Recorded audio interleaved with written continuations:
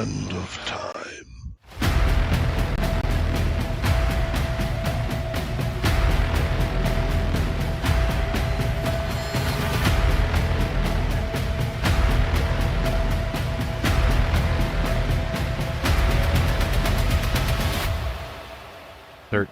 O'clock.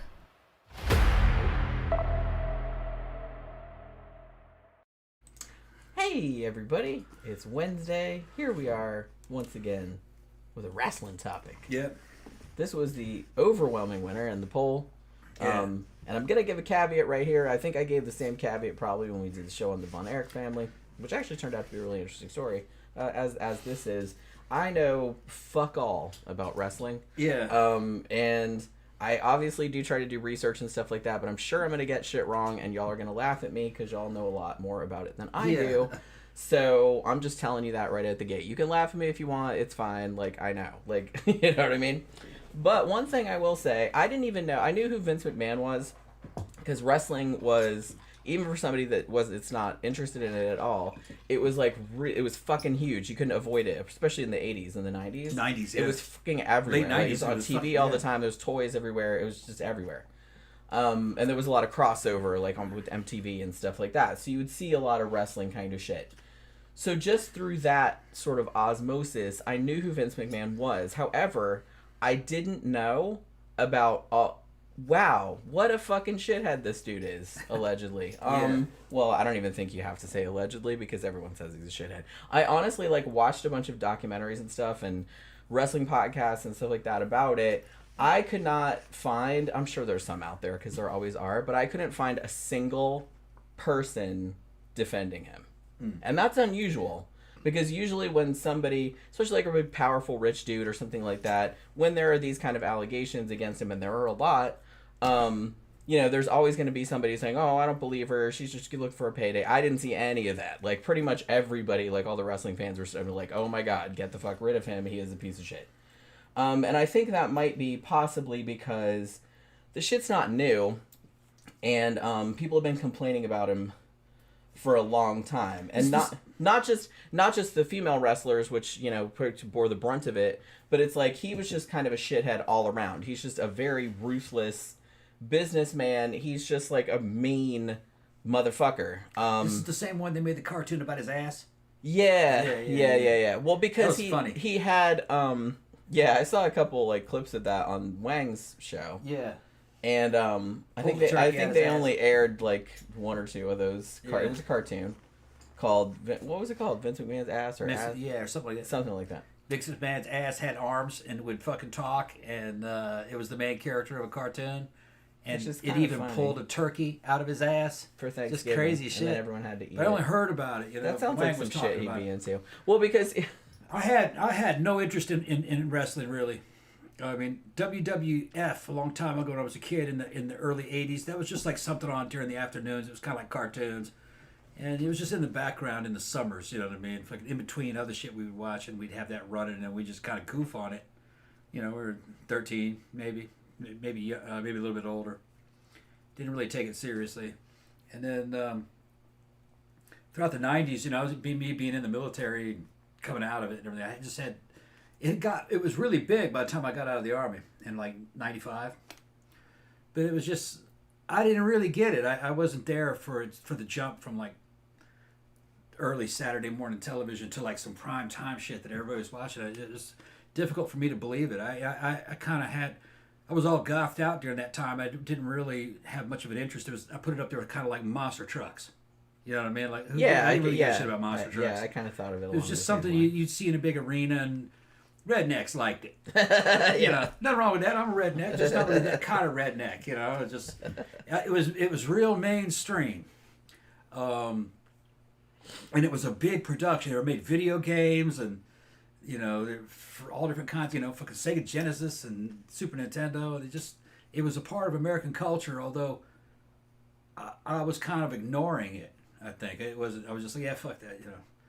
But now, like, in retrospect, looking back on it, it was a major feature of the 90s.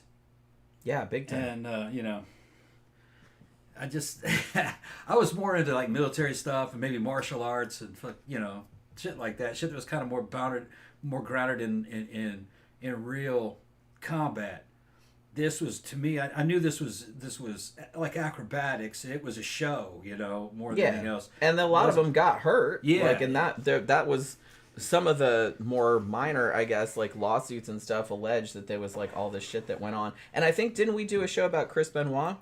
Yeah. The wrestler that, ended up killing his family because of head injuries and stuff like that. And there was there was a lot of lawsuits about a lot of the wrestlers getting hurt and not getting medical treatment, or like, it being downplayed or shit like that. Like they weren't really looking after the health of their performers.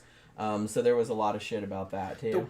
Around this time that this started getting big, probably around 96, 97, 98, around that time, I remember Ultimate Fighting came out, and that was like the beginnings of fucking MMA. It was an MMA-like experience, and I was more interested in that. But I was distracted by a bunch of other shit that was going on at the time, and usually that was something you had to like pay-per-view, and I wasn't going to pay for it, But I was hearing that there was something that was pretty fucking brutal, that Ultimate Fighting. I don't know, maybe you guys remember it. It wasn't around very long, maybe about a year or two, and then it was some other shit, and then MMA came out, and I think that kind of sidelined a lot of wrestling. MMA did. Although the thing about it is that WWE is still a multi-billion-dollar business, and as far as I could determine, Vince himself, even though he's kind of keeping a low profile, understandably nowadays, his personal wealth is well over $2 billion also. Yeah. I mean, you can't deny that the guy was instrumental. I don't know if I'd say single-handedly, but it seems that he was the one that made wrestling what it became. Because prior to the 80s, Hulk Hogan and all that other kind of stuff, I mean, in the early years, wrestling was kind of like territorial. Like they had kind of regions, like regions with, and they kind of had a gentleman's agreement, like not to poach other people's wrestlers or encroach on other people's territories. And he kind of came in and said, fuck all that, and just started like taking everything over, dominating, and sort of like dominating it. And then he was the one that, I mean, he came from a family that did that, so it was kind of like the family business a little bit. It's kind of like the carnival. Yeah. It was its own thing, like the circus kind of. Yeah, it was a scene. Yeah, I mean, definitely. Although, I gotta say, the Japanese probably back in the olden days had it. They were doing it better. They were actually cutting themselves in blood, and they were more violent. The Mexicans in it were with lucha libre. They were good too. Took a while for Americans, I think, to catch up to that. We got a super chat a while back from Stu. Hi, it's been a while, but how are y'all? We're doing good. It's my birthday tomorrow. Well, happy early birthday. I'm turning 29. Aw, you're a baby. And I'm not doing anything special. Aw, maybe you should. Well, you got to work tomorrow, maybe? I don't know. What's tomorrow? Thursday. Oh, yeah, that's right. Yeah. But yeah, happy birthday. That's really cool.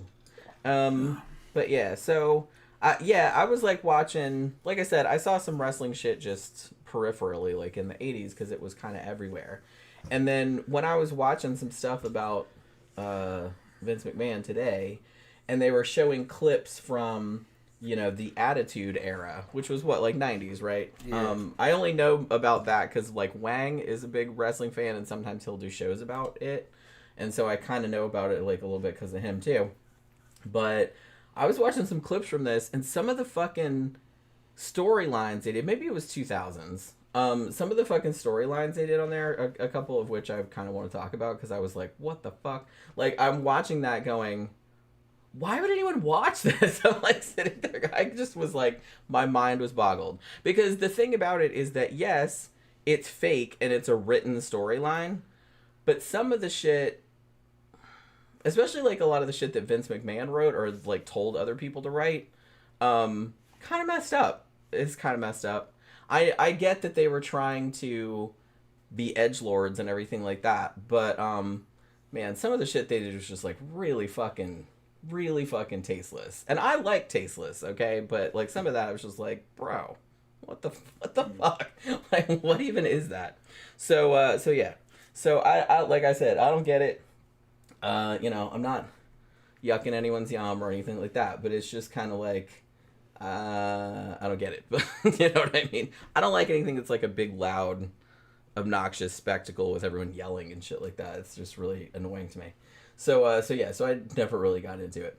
But yeah, so by all accounts, I guess Vince McMahon, after a while, like, he did wrestle a bit. He was mostly like a promoter, but he did like actually do some matches and stuff. But he supposedly played the character Mr. McMahon, who is just like this ruthless dickhole. But according to pretty much everybody that knew him, said, no, that wasn't a character. That's just what he was really like. And like, I don't think anybody that wasn't close to him like realized that until much later, until like all of these allegations came out. Could be he got lost in his character. No, because I think he was like that before. But then he made the character, I think, and like, then there was a synergy. It fed on itself. Maybe. Like, it seemed like what happened was, like, he was always kind of an asshole. And then once he realized, hey, I could just be openly an asshole, but I'll just tell everybody it's my character. Yeah. Woohoo. Like, I can just do whatever the fuck I want to. And then he gets away with it, and he becomes more and more of an That's asshole. what I mean. Because it's like, you know, the more people are going to watch it because, you know, drama and conflict and all of that. So it might have been some of that, too. So he kind of got rewarded. Like, he kind of got rewarded for acting like a complete fucking tool. You know what I mean? Like a complete asshole. I can see that happening. He got lost in his role. Yeah. Papa says Vince the character is the same as Vince the man. Yeah. Evidently. Yeah, pretty much. Yeah. Evidently, William Shatner actually did think he was the captain of the Enterprise, and all those actors worked for him. That's what I heard that. I heard that from like a lot of the other actors that were on the original Star Trek. He thought he was in command of They them. were kind of jokingly saying it, but I think they meant it. They said, he totally thought like he was really our boss. Like he was like trying to throw his weight around and stuff. And I'm like, oh my God, how funny that would be. Yeah. You know what I mean? Fucking you Shat. Get to... the Shat. He says, can I call you the Shat? He goes, no. I'm going to anyway. How about that? No, just... It's like just fucking...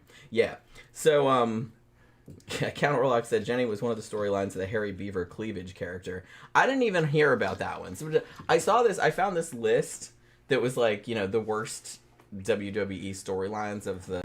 I remembered hearing about what was the Piggy one, like with that girl that was like 130 pounds or something, and they had those other two lady wrestlers that were just like taunting her all the time, like photoshopping her head onto a pig and coming out in pig suits and... Because she weighed 130? Yeah, or something like that, and just like they started berating her so much that she actually for real started crying.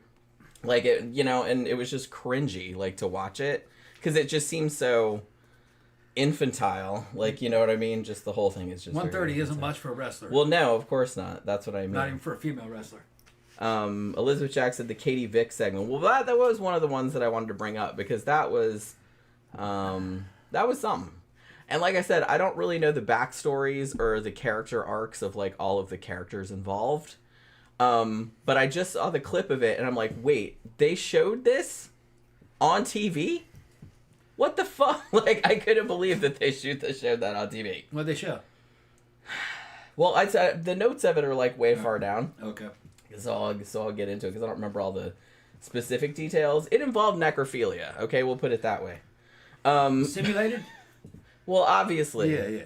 But I still couldn't believe that they showed that on TV. Like, I wouldn't be shocked if I saw it in a movie. Yeah. But, you know, like on like a wrestling, like purportedly like a wrestling show. Well, I imagine wrestling could probably get away with a lot of shit because it was... Well, they clearly did. It was considered to be just goofy as shit. Yeah.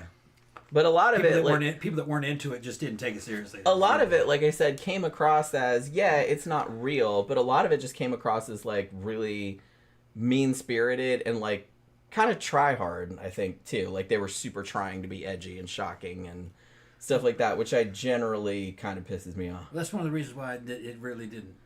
Yeah. It didn't interest me. Mm. It was like a monster truck festival involving people. Acting like cartoons. Yeah. I just couldn't take it seriously. It was too over the top. Yeah. Count Orlock said, or when 80-something-year-old Mae Young gave birth to a hand. Yeah, I remember seeing something about that. I don't know all the details, but I did see like a clip of that, and I'm just like, okay. That to me, that didn't bother me that much because it was just like kind of weird and surreal, and I was just like, okay, whatever. But you know, I don't know. Like I said, I don't get it, so So y'all just have to like help me out because I have no idea.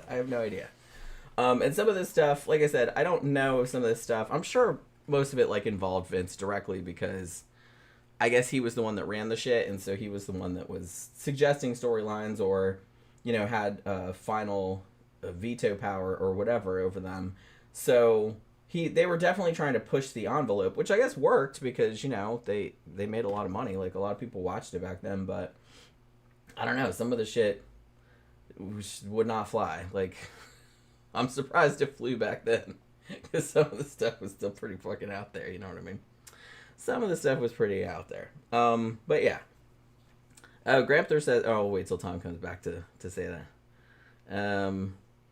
Ben says, Bret Hart caused a few ripples recently by claiming that Vince was gay for Shawn Michaels, which actually makes a lot of sense. Yeah, I remember, like I said, I don't remember, like, all the specifics, but, and I didn't hear that allegation, but I don't know, that might make sense. I'm going to say right now that Vince McMahon, and I don't think this is a controversial statement, really does not like women at all. Like, it really seems like, he really, and not just actively like doesn't even give a shit or anything like that. He actively enjoys degrading them. Like, he really, really seems to get his jollies off of that. Because most of the stuff that they're alleging, and most of just kind of the whole culture that was going on at WWE around that time period, a lot of it just really seemed to revolve around that, and like a lot of the storylines that he wrote and stuff like that, like he just really got off and like making that one like get down on her hands and he's like bark like a dog, and like, oh, it was like fucking, just watching it and you're just like, even if it's fake and even if they agreed to do it, which didn't really look like that to me, but it's real sus. It's just real sus. I'm just gonna say right out the gate, I really, really do not think he likes women at all. He just likes to degrade women. He just gets a big, huge boner from it, it seems. Let's see. Counter Alex says, Jenny, watch Hack the Movies review on Hulk Hogan movie No Holds Barred and the redonkulous script writing Vince did. Oh, now that, see, I'm going to have to see that. I never saw No Holds Barred. I remember it coming out, but I didn't, I didn't watch it. You know what I mean? But probably I would. Like, I'll get drunk one night and watch it. It'll be pretty entertaining. All right, so let's kind of do. I just had like a little. I did it kind of like sort of in a rise and fall kind of situation. I didn't want to get too much into his backstory and all of that because I'm sure most of y'all know that, but some people maybe don't know about it like I didn't. So I'll just kind of give sort of a brief overview because, like I said, as much as a horrible human being he is responsible for what the WWE became. Like, that it's now like $1 billion business with millions of people, millions of fans and stuff like that. Probably almost entirely down to him. Like, if he hadn't been around, like, I don't think it would have happened the same way. That said, somebody can do a lot of cool shit and also a lot of horrible shit, which I think was the case here, So, yeah, Vincent Kennedy McMahon, his middle name's Kennedy, which I thought was kind of funny. He's actually from North Carolina. He was born in 1945, and probably one of the most polarizing, I guess, figures. Not just in wrestling history and just entertainment history, like, as a whole. This is like some Diddy level shit, I feel. It's along those same lines, you know what I'm saying? So, like I said, he's kind of the one that's responsible for taking wrestling, which was a very regional kind of niche sort of sport or entertainment or whatever, and making it into the global juggernaut that it is today. So, like I said, he's got that going for him. And all this stuff with, Hulk Hogan and Stone Cold Steve Austin, all the stuff that happened, like WrestleMania, all of that was from him. Like, that was all his idea. Yeah, and I was going to mention the Kiss My Ass Club, too, because we were talking about the Vince McMahon ass cartoon. Mm-hmm. The reason that they did that was because he had a Kiss My Ass Club. So he would make the wrestlers, I guess if they made him mad or something, I'm not sure, he would make them, literally, stick their nose in his ass crack. In his crack? Damn. Yeah, or something. Damn. So, yeah, like I said, he gets off on humiliating others. He's kind of a bully like that. Like, that's kind of his big That's how he thing. kept discipline. I guess. It's just kind of like just ruining everyone's morale, I suppose. He was also, I didn't even realize this, but he was also the guy that was responsible for the XFL. You remember that? Yeah, remember that? That went fucking nowhere. But Yeah, it was the crazy football league, right? yeah, something like that. I don't even remember what all the specifics were, but It's like something out of a movie. yeah, I remember that going down like a lead balloon. Yeah, it didn't work long. Didn't work. You know what I mean? But I remember they hyped the shit out of it. 'Cause I Yeah. remember seeing commercials and shit like that. I mean, obviously, like I said, I'm not a big sports person, so I was just kind of like, whatever, who cares? They got something going on where it's women running around playing football in pads and gear and shit, but they're in thongs. They're like in bikinis. And some guys are saying they'd rather watch that than real football. They say it's better. Well, of course, guys would say. Yeah. I'd probably rather watch that than regular football too, Yeah. because regular football is Well, boring it's supposed to be as pretty shit, violent. you know.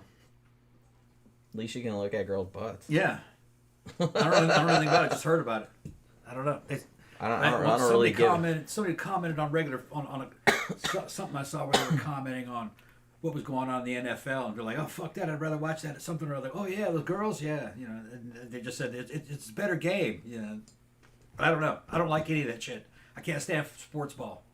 That's what I mean. All It's like sports ball, I am like completely like I don't give a out shit. of the loop Yep. about anything. Like it's funny Yeah. because sometimes when I worked at that job in Daytona, and you know the people there were nice, but they were all just very normal, regular people, which I have a hard time relating to. So you know you have like the Super Bowl and shit like that, and they're just like, "Hey, did you see the game?" or something, and I'm just like, "What game?" Yeah. I never could stand Connect the sound Four, of it. Monopoly. What are you talking about? I got brainwashed. Oh, the Super Bowl. I got I didn't brainwashed. even know that was that weekend. You know. I got brainwashed out of sports ball when I was a kid, just hearing that fucking sound. Yeah. My dad For me, watched that yeah, shit it was like on football, television. I and was for just me, like, it was more NASCAR Couldn't because stand my it. dad used to watch NASCAR all the time. Yeah. So I couldn't stand because every weekend it seemed like like that was always blaring on the TV like all weekend, and it drove me crazy. I heard their business model's not doing well. You know what I mean? They're kind of worried because younger people are not there's not enough young people getting involved of watching that game. They don't give a shit. Football, basketball. The crowds are getting older and older and smaller, this evidently. I don't know if it's true. I mean, yeah, I don't really know. Like I said, I don't think Gen Z gives a fuck. I don't really follow it. Like I said, there's so much competition nowadays. It's just kind of like everything else, like video games and movies and everything like that. So there's so many other things competing for people's Yeah, they're like, why would I attention. watch those fucking dudes playing game? Why would I watch them play a game when I can play it on my video game?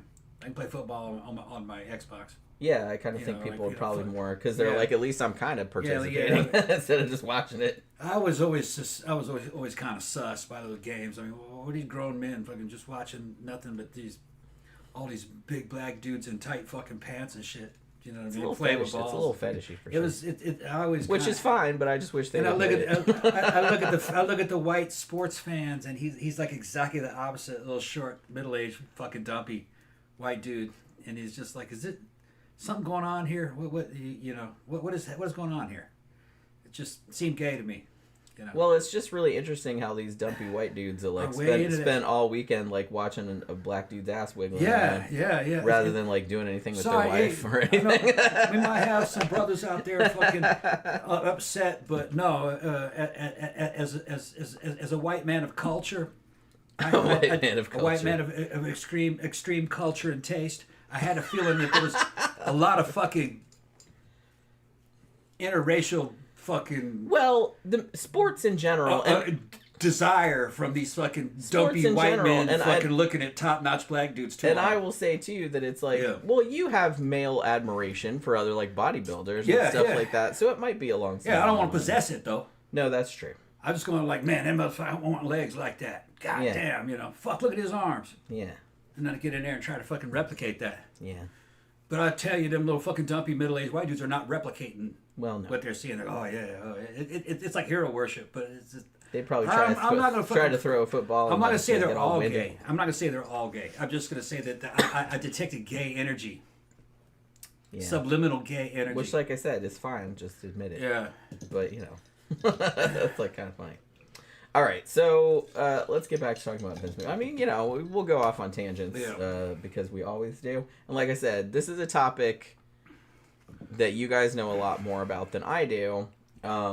So you guys probably will bring up a lot more like shit that I didn't even come across. Because like I said, it's a huge topic. Like there are so many allegations against him. There are so many things, and I was just kind of like, I can't put all of this in the show. You know what I mean? I'll be there all fucking night.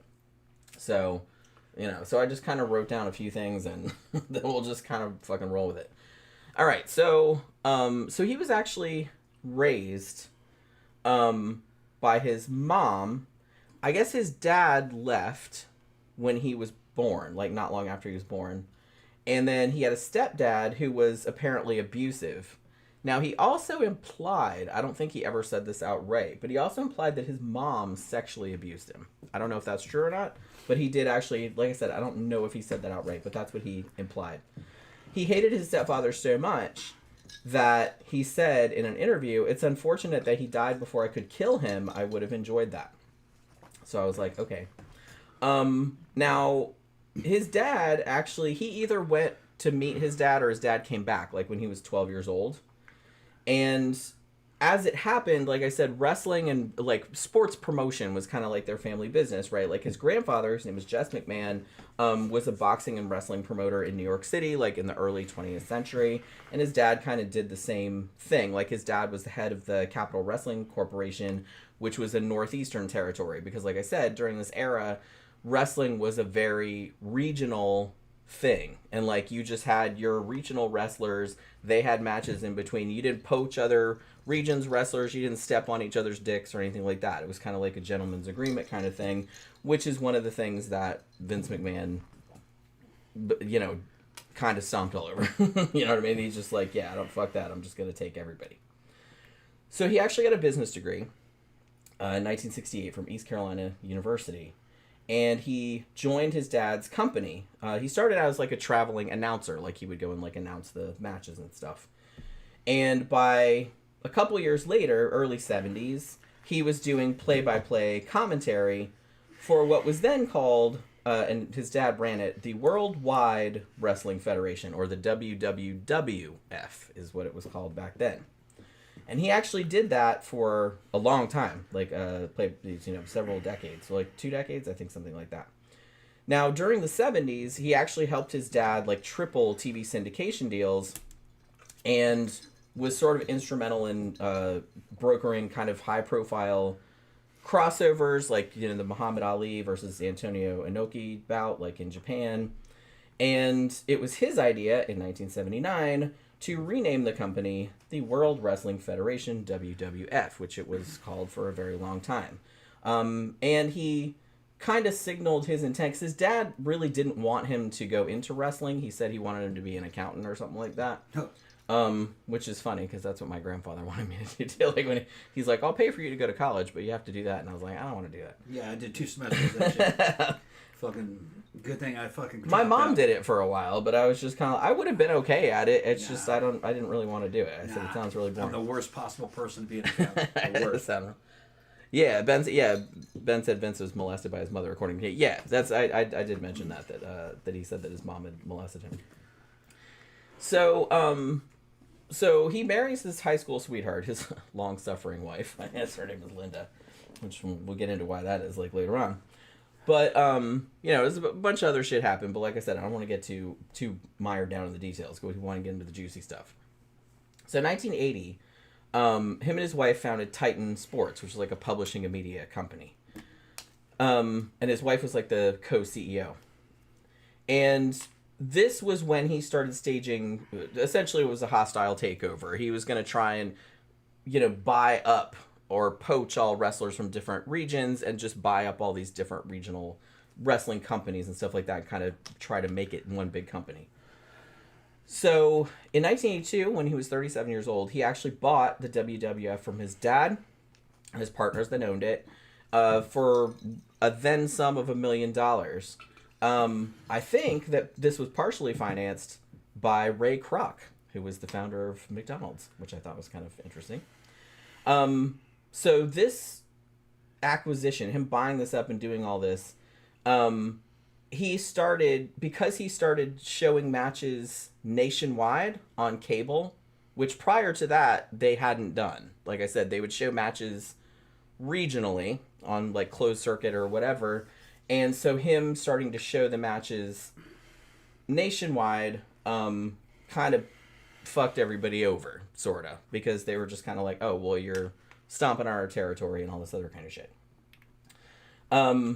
So he basically said, yeah, he's just going to take the whole thing national, and that's exactly what he did. And he was so successful at doing this, as I mentioned, that the 1980s was kind of the golden era of like wrestling becoming super, super mainstream and going into pop culture. So 83, he signs Hulk Hogan, who of course was like a huge celebrity. Yeah, it's hard to believe it was that early. Yeah, it was. Because actually Hulk Hogan was with the American Wrestling Association, but he like coaxed him over from there, and kind of gave him a new outfit and all this other kind of shit. And then he started the whole rock and wrestling thing, like getting MTV involved. Cyndi Lauper, like obviously, like remember in the 80s, she was with Andre the Giant and all. She put wrestlers in her videos and all this other kind of stuff. Yeah, wrestlers in movies like Andre the Giant. Yeah, but which although he was great in The Princess Bride, I will say. He was in the Goonies too, wasn't he? No. He was just in the video with it. Was with the Goonies, I think. Yeah, was he? The Cyndi Lauper video. Yeah, he might have She did a been movie. because she did a bunch of like stuff with, but he was in The Princess Bride though. I mean, I think he was in some other shit too, but yeah, it was a ridiculous time. It was. The 80s and 90s were ridiculous. Fucking ridiculous. It was peak America. Like I kind of feel like I sort of knew that it was ridiculous at the time, but looking back on it, I'm like, wow, that was stupid as fuck. What the hell were we thinking? We had normalized the ridiculousness because it was everywhere. The ridiculousness of the shit. It was everywhere. It was epic. It was and it was intentionally fucking silly. Yeah. But you just kind of took it seriously. You had shit totally normalized. And fucking heavy metal was the same way. Rat, fucking stupid ass. Yeah, band, everything was Twisted just Sister, super over the top. Super over the top. Twisted Sister and shit. Fucking crazy. Which I think was one of the things that inspired kind of like the grunge movement, everything like that, like in the early 90s. Because there was like, come on, Jesus Christ, what's with that? Yeah. The big hair and the ridiculous. It was like civilizational spandex LSD. outfits and. Yeah. Just crazy neon shit and everything like that. Although I will say that a lot of movies that came out in the 80s, the good ones, they kind of kept it like realistic. But some of the sort of B movies and stuff, like the clothes and shit that they wore, if you weren't alive during that time, were not what a normal person would never wear. see that. It was like it was pretty exaggerated. Yeah. Some of it not that much, but like you see some of the I'm trying to think of ones that I was thinking of that had people with just these ridiculous outfits that no one would wear in real. And the music was good. The music was really good. Most of it. Papa sent us a super chat. Here is some cash for doing my second favorite subject, pro wrestling. Thank you very I'm much. sorry I haven't been in the chat for a while. Busy times around here. Man, Hey, you took a vacation, Don't worry about it. Don't worry about Thank you for the 20. Count Orlok said Tom Andre the Giant was the Dagoth monster at the end of Conan the Destroyer. Oh yeah. I had forgotten all about that. I haven't seen that movie in a really long time. Silly movie. Yeah. Well, yeah. 'Tis a silly place. Yeah. There's a bunch of Arnold movies you can't find. Like you can't find Red Sonja. I mean, you can only get it like you can't get it on Blu-ray, or if you do find it on Blu-ray, they want like $50 for it. And then there was another one that they had. It's kind of like he did a bunch of sword and sorcery movies, and I think two of them are kind of like Red Sonja's one of them kind of missing, and there was another one where I think he was in it. It's hard to find it. I forgot what it was though. I might have it confused with something else. Anyway, go ahead. Yeah. So and this kind of all culminated a little bit, if you want to call it that, with WrestleMania 1, which was in March of 1985, which was at Madison Square Garden, and it was a huge fucking Mr. T was there, Cyndi Lauper was there, all the wrestlers were there. It was a huge fucking event. I even remember hearing about it, and like I said, I didn't even give a crap about that kind of stuff. Like 19,000 people showed up, and they had like a million people like watching on pay-per-view, and all this other kind of shit. So that, I think that moment sort of legitimized wrestling as like a mainstream pop culture phenomenon, whereas like before it had been kind of a niche thing. You know what I mean? But now it was just everywhere, and it was like Yeah. super, super popular. It was a weird product that they brought to market that succeeded. And Yeah, like you literally wouldn't have thought that would work, but it did. it's crazy because I remember going when I lived in the UK in the 90s. Man, a lot of them over there were like really fucking into wrestling. Were like really into WWE. Maybe because it's just so American. I guess. And it was just like from an alien planet. It was from an alien planet even if you were in America. True. But Like I said, it it's got super normalized over very the top. quickly. It was weird. Just a weird time. It's like Yeah. it's just funny looking back on it. Yeah, looking back on it, you're like, I wouldn't have thought that would have worked. Because it was like a cross between sports, soap operas, and a cartoon. Yeah. And something about it just kind of resonated with a lot of people, and I it was, guess. And music, rock music, and it was a totally artificial product that was brand new. It was kind of like a children's version of fucking American football, but it had a story to it. I mean, it's not as boring. And as characters. football. It wasn't that boring. I'd put it. I will give it that. I got football fans in there saying I'm a football fan. It's fine. Yeah, we're not. I'm just saying personally. For me, I think it's I boring. would have much, because I did watch some early wrestling from the WWF stuff when I was younger. I watched some of it, but it was only because that's just what was on. Yeah. And I would watch that. I would never watch football or basketball or baseball. It's just like, No, not unless I wanted a nap. nah. I can understand why some would want to play that game. Yeah, But I get that. I would understand why you want to watch it. Yeah. It just didn't do anything for me. And I think, like I said, I'd been brainwashed not to like it because my dad was watching it all the time, and it would interfere with what I wanted to see on television. And I'd hear all that announcer and all that. Yeah. That sound in the background. That shit would go on for hours and hours. And I'm like, man, fuck that shit. It's the weekend. I want to watch something. It Because was back in the some day, dude like just going, yeah. You know, back in the day, Boring. like the house only had one TV, right? Yeah. So you had to kind of fight over it. You had to fight, like that. Fuck that shit. So if your dad was watching football Yeah. or NASCAR or something like that, you're like, I want to watch cartoons. God damn it, or Yeah, you whatever might have to watch your little or black and whatever white you wanted television. to watch. Yeah, And, yeah. I had a little bitty little black and white television in my room, but that was like this big. Yeah. Just I was not a sports ball fan ever. No, me neither. It's just not. None of my siblings were either. Uh-uh. And like I said, my dad was more like he would watch the big games like Super Bowl and stuff, but he was mostly a NASCAR guy. Like he didn't watch baseball or basketball or anything. Only games I liked at this time that we're talking about was that fucking Atari. Video games. We played fucking Space I like Invaders. video games. Fucking, yeah. What was it? Atari 2400? Is that what it's called? I don't know. The very first Atari? Yeah, we had that. And Odyssey 2. Yeah. Those little primitive video games. So all this shit we about had an video Odyssey, games yeah. replacing fucking sports, that started in my generation. A lot of guys from my generation didn't like sports ball. They like video games. Yeah, I mean, me and my siblings Yeah. who are, Gen X, Yeah. we got Ataris and Odysseys Yeah. and stuff like that, like in the early 80s, Yeah. and we played that shit all the Yeah. time. And then but when you're like 12, 13, then all of a sudden you start getting three-wheelers. So that's and what's dirt bikes. So that's what's so funny about some Gen Xers that maybe have kids now, and it's just like, Yeah. these kids, that's all they do is play video That's games. all I'm we like, did. that's what we That's did what we did. too. We Yeah. did the same fucking thing. I remember, I was there. Closest thing I did to action sports was riding three-wheelers and wrecking three-wheelers and racing them and fucking little two-stroke dirt bikes. And this is out in Mississippi. And 12-gauge shotguns and 22s and shooting guns. Shooting guns from moving three-wheelers into the water. Just crazy shit. Setting the fucking woods on fire with gasoline. Her brothers used to do it too. It's no wonder we just didn't burn everything My dad down. used to, or my brother used Yeah, to. we burn were all kinds of feral shit down. feral children. Setting off fireworks in the woods. and Yeah, shit. fireworks. Play Set the with backyard gasoline. on fire one time. Setting backyards on fire, making rope swings and put it swinging out over there, to fucking rivers and shit. Fucking pouring gasoline in front of the swing and swinging through the flames and shit. We thought we were fucking Tarzan, man. Yeah. True. Yeah, and the fire fucking went up and got onto the gas can. The gas can was fucking plastic, and it Yeah. started. The donkey dick on there started melting. We're like, get it! We chipped in. Whoa! And the whole thing fucking went up. You could have looked like fucking Dark Man. Yeah, or we something were like trying that. to put it out and run from it at the same time. There's like six of us going, oh, it's going up, it's gonna blow. We're in trouble. Oh yeah. Yeah. There was about 3 gallons of gas in it. It went up. Boom. Fuck. Jesus. Fucking crazy, man. We were like 13. Yeah. I can't believe we survived it.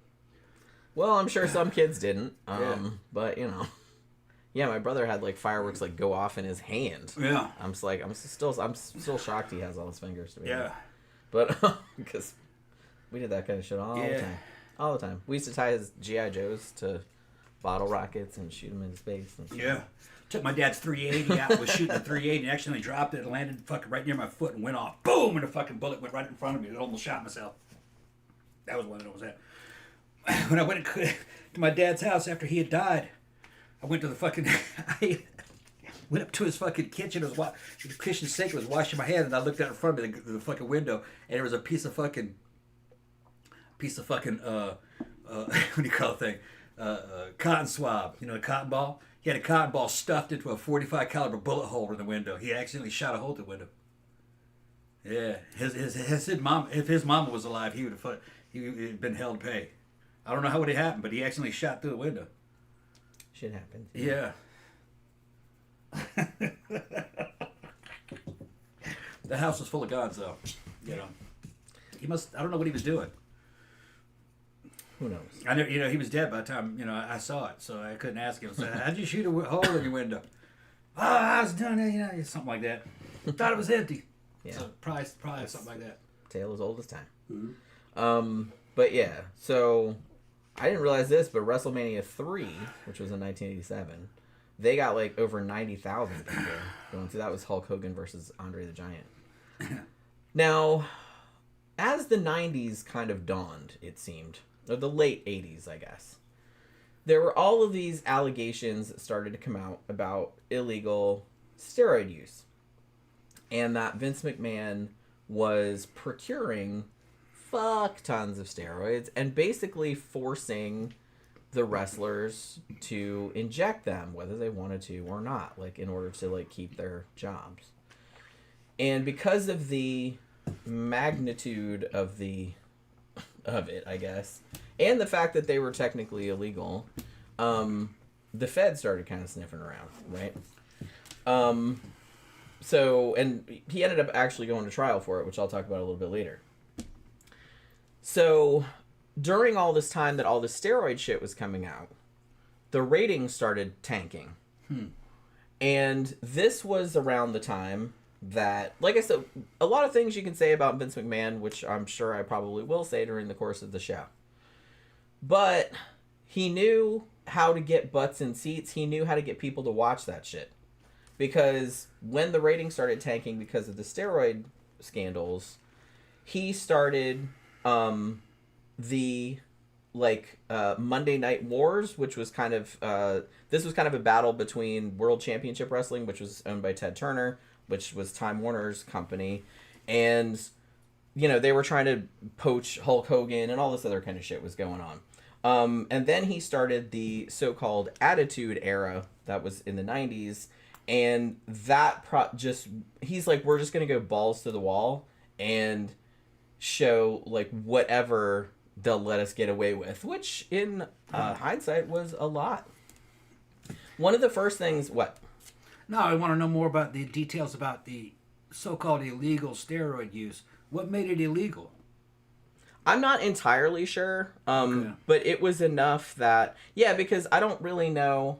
I'm not really sure what the legality of steroids was in the 90s, right? I don't know what the legal... Shit. But it was apparently enough that he was procuring a lot of it illegally somehow. That must have been what the problem was. And There's a lot of misconceptions. Steroids are banned in certain professional sports. If they're tested. If you come up hot for them, they're going to throw you out of the game. It's usually the shit like NFL and stuff. So certain sports, they're banned. They're not illegal. You can get them, but they're not over the counter in the United States. You have to get them with a doctor's prescription.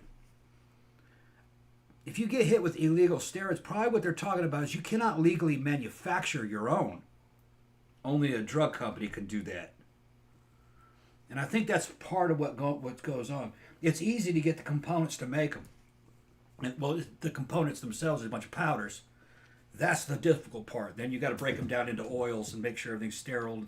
Special alcohol has to be in it. And the packaging has to be right to keep it from going bad. You can assemble them yourself. That's technically illegal in the United States. That's probably what it was. They didn't have a legal supply. That's probably so, because a lot of times illegal supplies are expensive. So they must have been involved with some kind of a underground manufacturing facility. That's the only thing I can think of. Yeah, like I said, because in the 90s they would have been legal. I don't know. A lot of it. And it's their sport, so they wouldn't ban it in their own sport.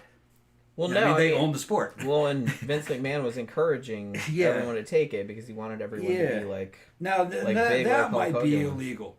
Telling somebody telling an employee they have to take it, that might be illegal. Well, that was one thing, and like I said, I don't know if that's what the trial was alleging, but a lot of the wrestlers did say that they were basically being coerced in the sense that you're fired if you don't. Yeah, that's probably the illegal steroids. because you can't tell someone they have to put something into their body, Right. because it's unconstitutional. And I mean forcing them by threatening to take their livelihood away. As a lawsuit. And Yeah.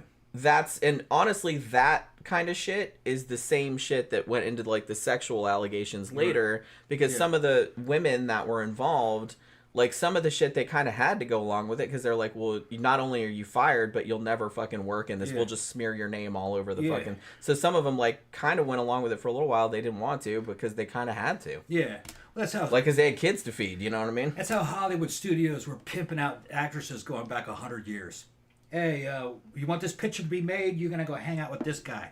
He's gonna fund your film. Go stay over at his place for a week. You know? Oh, Ben says they were being prescribed by a dodgy doctor. I thought there was kind of like a maybe like a fake doctor or something like that.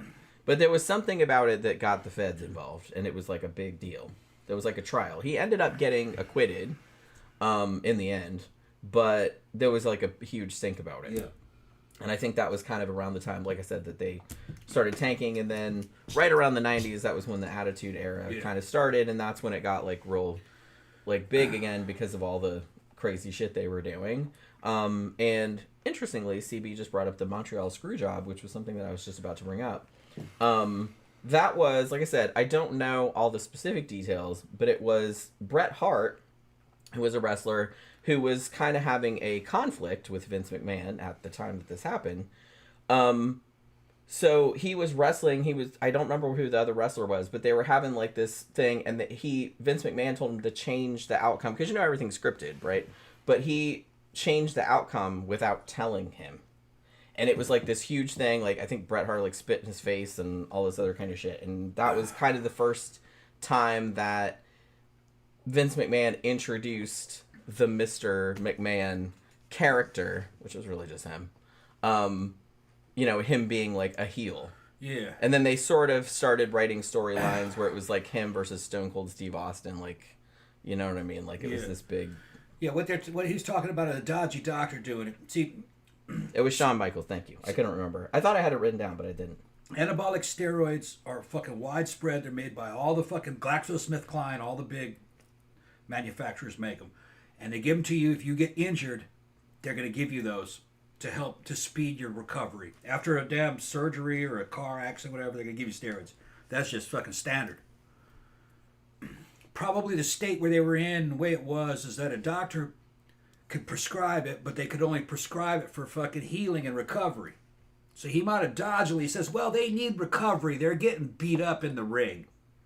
You know what I mean? But that's not really what it was, is they do need recovery, but they were trying to get them fucking bigger. Which, yeah, that's a little... Here in Florida, they're totally legal, but you got to get them from a fucking clinic. HRT clinic. You're going to get steroid. They can give you testosterone. And they offered me all kinds of stuff. You want some nandrolone? You want some more bonus stuff? And I was looking at everything that they could legally give you here, but boy, it was expensive. The only one that I saw that wasn't on the list was fucking Tren. You don't want that. There's a reason why they didn't want it, but you can get anything here if you pay for it. And in other countries, it's just over the counter. Thailand, Mexico, you just buy it. India, just buy it. They don't care.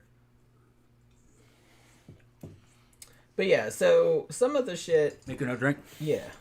Some of the shit that went on during this era, like I said, and I just saw kind of clips here and there, because there was like a lot of this kind of crap, were just completely bonkers and gross. Like, one of the things... So, his daughter, Stephanie, who kind of later took over the company, kind of ran the company. Now, she sort of grew up in the company, her and her brother. And she sort of worked her way up in it. And she was... I don't really want to say maybe that she was, like, complicit with a lot of this stuff, but I think maybe she might have been. So she was actually involved in some of these storylines, and some of them were pretty weird. But she said one of the only times that she said no to a storyline that her dad wanted to do was that when she was pregnant in real life and, you know, was having a baby, Vince said, let's write a storyline where the baby's mine. And, like, we can, like, make out and stuff like that. And she's just like, no, Dad, gross. Okay, well, how about if we say it's your brother's? She's like, also no. But it's weird because I was, like, watching an interview with her where she was talking about it, and she didn't really seem that upset about it. I'm like, is it really that normalized? Like, to have your dad be like, hey, let's write this story where we make out and I say that baby's mine. And I'm just like, yeah, I don't think I'd be talking to my dad, like, after that. He also seemed to be real fond of, like, writing storylines where he would, like, enthusiastically, like, make out or have simulated sex with female wrestlers, like, while his wife was watching. He seemed to get off on... And, you know, his wife was... Linda was, you know, like, co-CEO.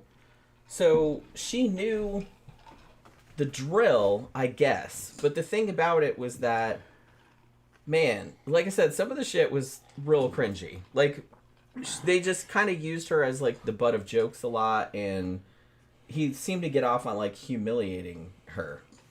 He seemed to get off on humiliating any woman that didn't do what he wanted. And if you didn't do what he wanted, like, behind closed doors, like, if you were one of the performers, he would write a storyline in which you were, like, humiliated somehow. You know what I mean? Like, either he would do it or someone else would do it. Like, he almost did as, like, some petty revenge. And he'd kind of, like, make you go through with it or you were going to get fired. And all this other kind of shit. He was real big on doing that kind of crap. So, like, yeah, I just said it would appeal to all the inbred types who watch wrestling. I don't know. Like I said, a lot of people watch wrestling. Like, I've known a lot of people that watched it. It's just it's people you wouldn't expect too, which I thought was kind of funny. But yeah, I don't know, man. I feel like Vince seems to have. Does he want to hump his daughter? Maybe. You know what I mean? But he does seem to be, like, real big on the incest. But like I said, I think he just gets off on the power dynamic. And like I said, I think he gets off on, like, just humiliating women in general. Now, as someone mentioned earlier, the Katie Vick storyline. And so this was 2002. Triple H, who was another wrestler, got the World Heavyweight Championship. And so he was on Raw. And one of his first feuds as champion was with Kane, who was the Intercontinental Champion at that time. Now, there was a whole part of one of their beefs that they had, like, a storyline about, was that Triple H accused Kane of being a murderer, and then later, like, introduced this, like, was talking about this woman named Katie Vick. Now, it was revealed that Katie Vick was a woman who died in a car accident, and he had been in the car, but she had died and he had lived or something like that. And then Triple H accused Kane of raping her corpse after the accident.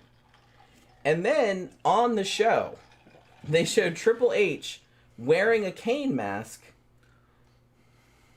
humping a dead woman in a coffin. And I'm like, and they said later, well, it was a mannequin and stuff like that. I'm like, but still, I'm like, I can't believe they let them get away with that. Like, on fucking, like I said, if it was in a horror movie or something like that, I could see it. But I'm like, they show this on TV? Holy crap!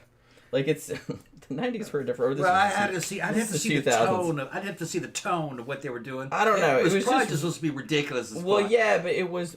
Well, the thing about it is that I think it would have come across better. I think what was so yucky about it to me is that it wasn't coming across. Yes, it's over the top and ridiculous and stuff, but it's not coming across as like fun or absurd or anything like that. It's coming across as like really mean spirited. Well, wasn't he supposed to be like a bad it's guy? Real, yeah, but it's just kind of Yeah. like I don't know. It was just really weird Yeah, to he was me. supposed to be a bad guy. Like the tone of it was just really His weird acting.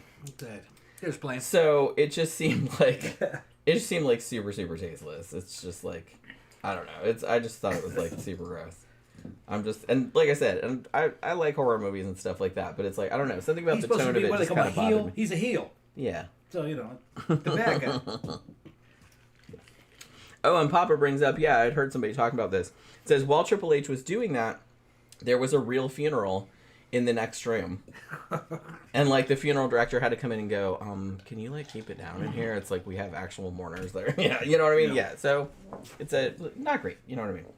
Like I said, a little fucking tacky. A little tacky at best. So yeah, and that was on this list I saw of, 2000 storylines that haven't aged very well. There's probably like, yeah. Probably not good. So so basically, by the time the early 2000s had rolled around, he'd acquired, Ted Turner's WCW. He got it for $2.5 million. Like after they'd been kicking their asses in the ratings for like a really long time. And then in 2003, he got Extreme Championship Wrestling, and that essentially was like pretty much a monopoly, right? So WWF goes public in 1999 and changed their name to WWE in 2002 after, and I had always wondered about this too. I don't know if they got sued or if there was like some kind of trademark spat or something with the World Wildlife Fund, which is also the WWF, the one with the little panda logo. So then after that came the Ruthless Aggression era and the PG era, because I guess they decided to soften up a little bit. But during all of this time, from 1997, the revenue for WWE was about $86 million. By the time 2021 came along, it was over $1 billion. Damn. So it's still like huge. Like I said, I don't follow it, so it's just kind of like I'm like, wow, that's still going on, but yeah, evidently it's a massive thing. So yeah. Now, for all of this time, obviously, he's a very stern businessman. He's got some weird issues with his family that he wants to like write them into these weird scripts and shit like that. But also behind the scenes, like a lot of people were complaining, even back in the 90s, or maybe even earlier, that he was taking advantage of female talent, doing all kind of creepy shit.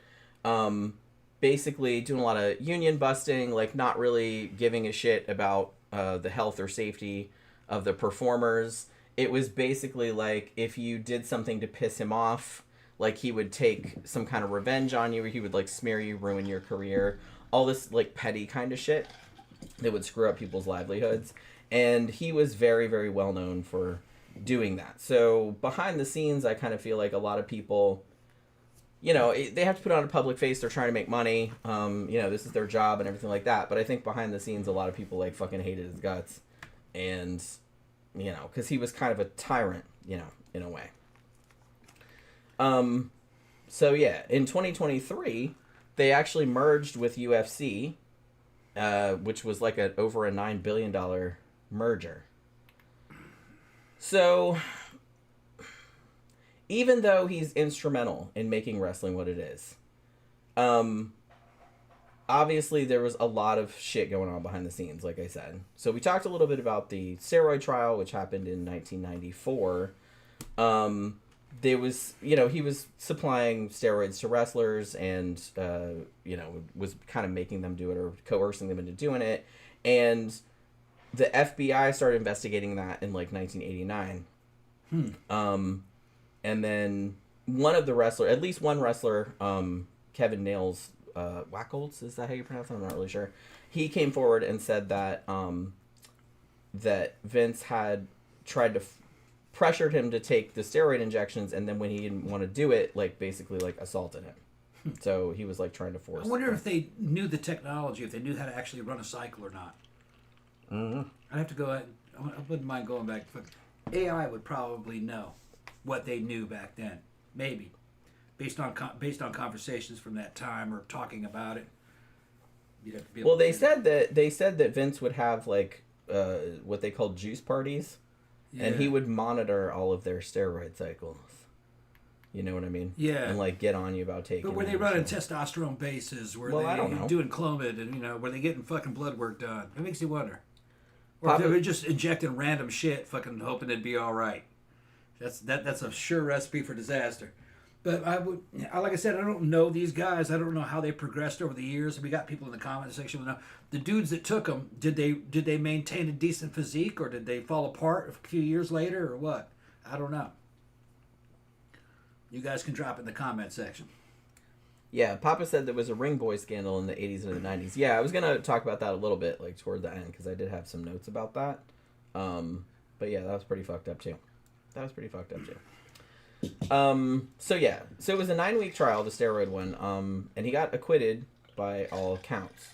But like I said, because of that, the ratings fell, like 50%. It was like a huge plunge, because a lot of sponsors left, and there was a bunch of lawsuits from wrestlers that were injured, that they'd had all kind of problems from the steroids and everything like that.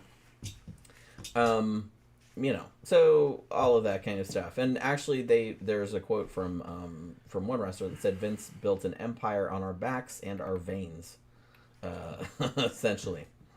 And we already talked about the Montreal screw job. It's so funny how this guy had a problem, but Hollywood doesn't. Weird. I guess just another time. Yeah. 90s, I guess, was a time for stigmatizing that. 80s and 90s. Fucking, you look at Hollywood, all those superhero flicks, they're all fucking juicing. Every one of them. That's how they get that way. And then you see them in the next movie, and they're not that big anymore. They're not too much into it, but... And then, oh no, not The Rock, he's natural. Yeah, sure. Okay. Yeah, so because of the Montreal screw job, like I said, that was kind of one of the things, because it was this big beef, and like I said, people love conflict for some reason. That was kind of the things that got the ratings to sort of bounce back.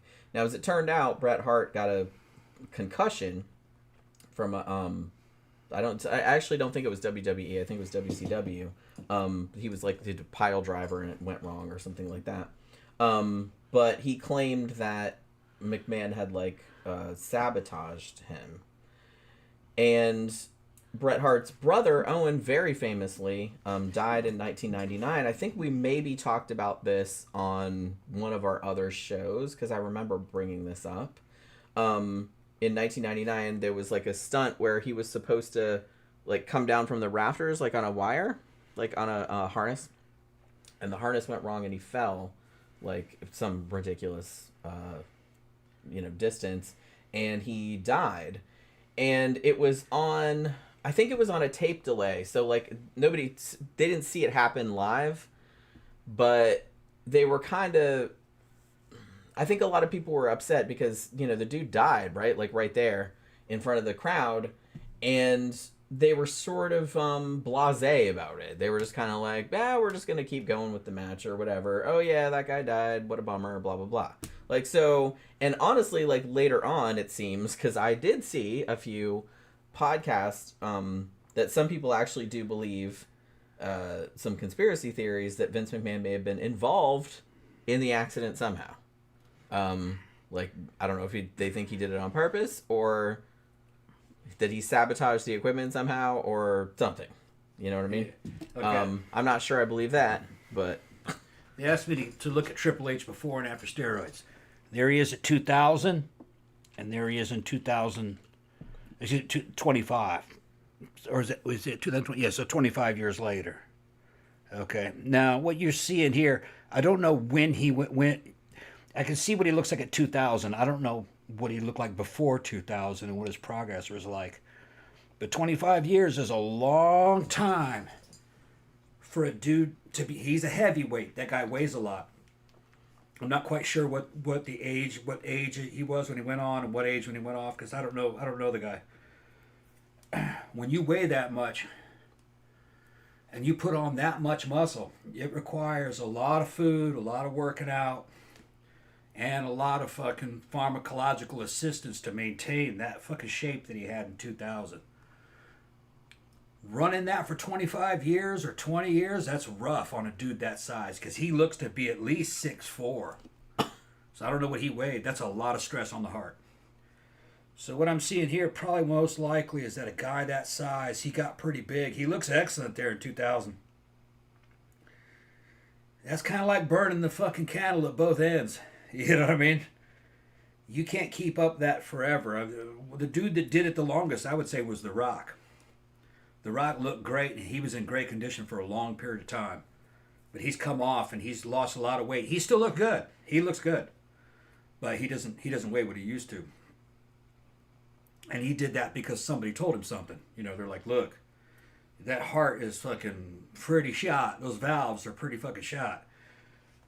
What happens is that you grow massive. Let's say you weigh 240 pounds, and it's all fucking muscle. Well, the heart has a hard time supplying a body that size when it's all muscle. If you were all fat, that's kind of like being fucking 400 pounds of fat, because that's a lot easier on your heart to be fat than it is to be lean and that big.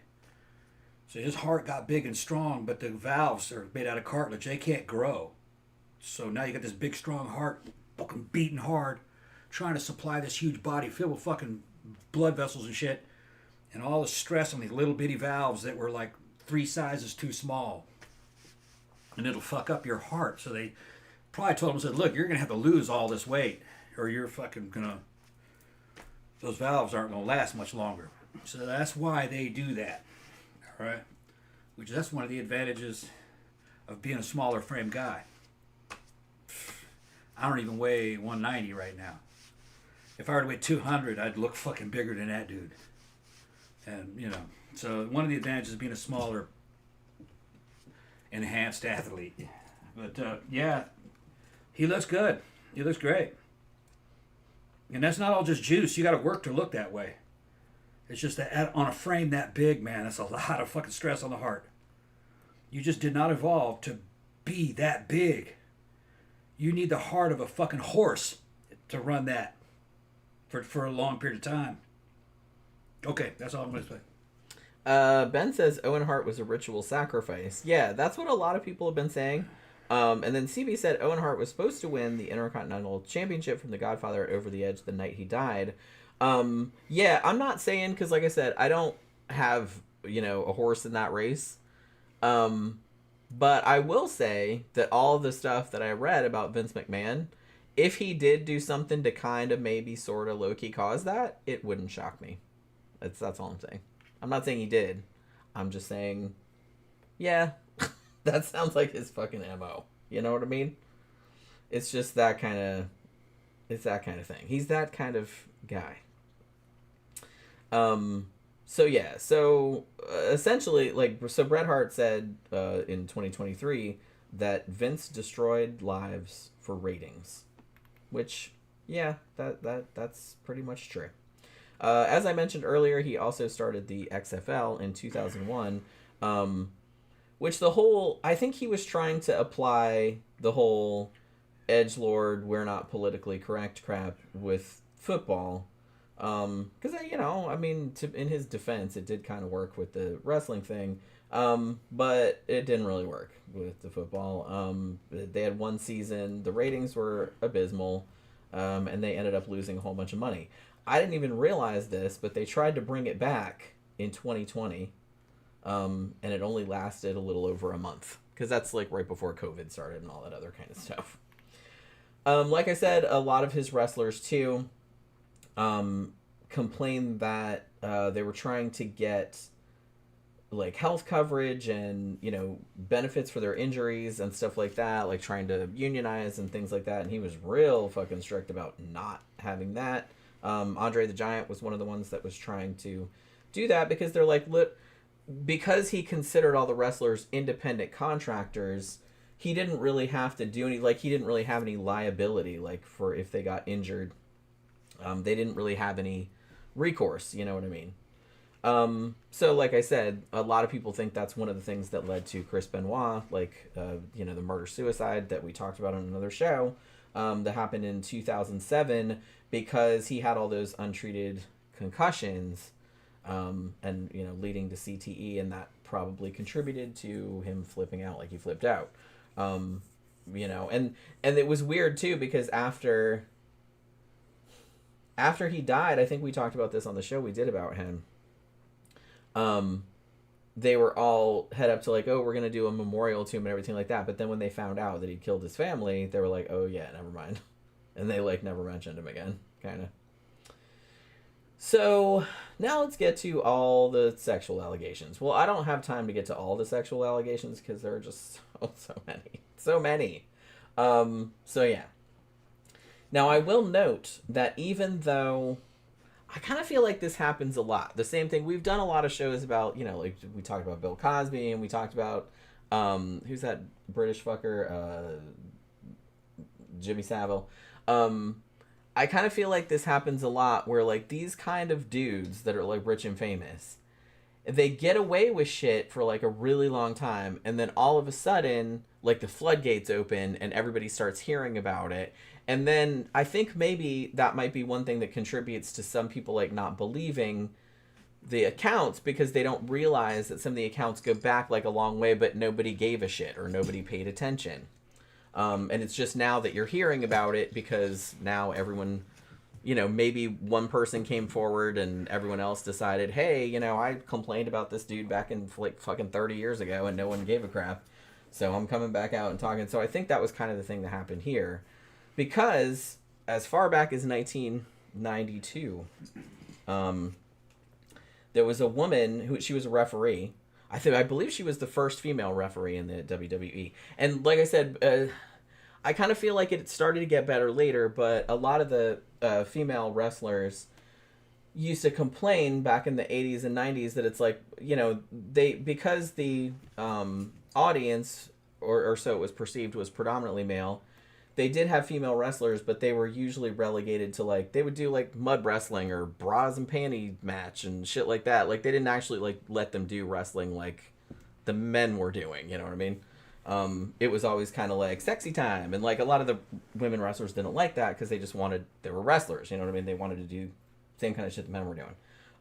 But they were like, no, you have to wear bikinis and you have to do this and that and the other thing. And a lot of them didn't like it. But they were kind of forced into it to make money, you know what I mean?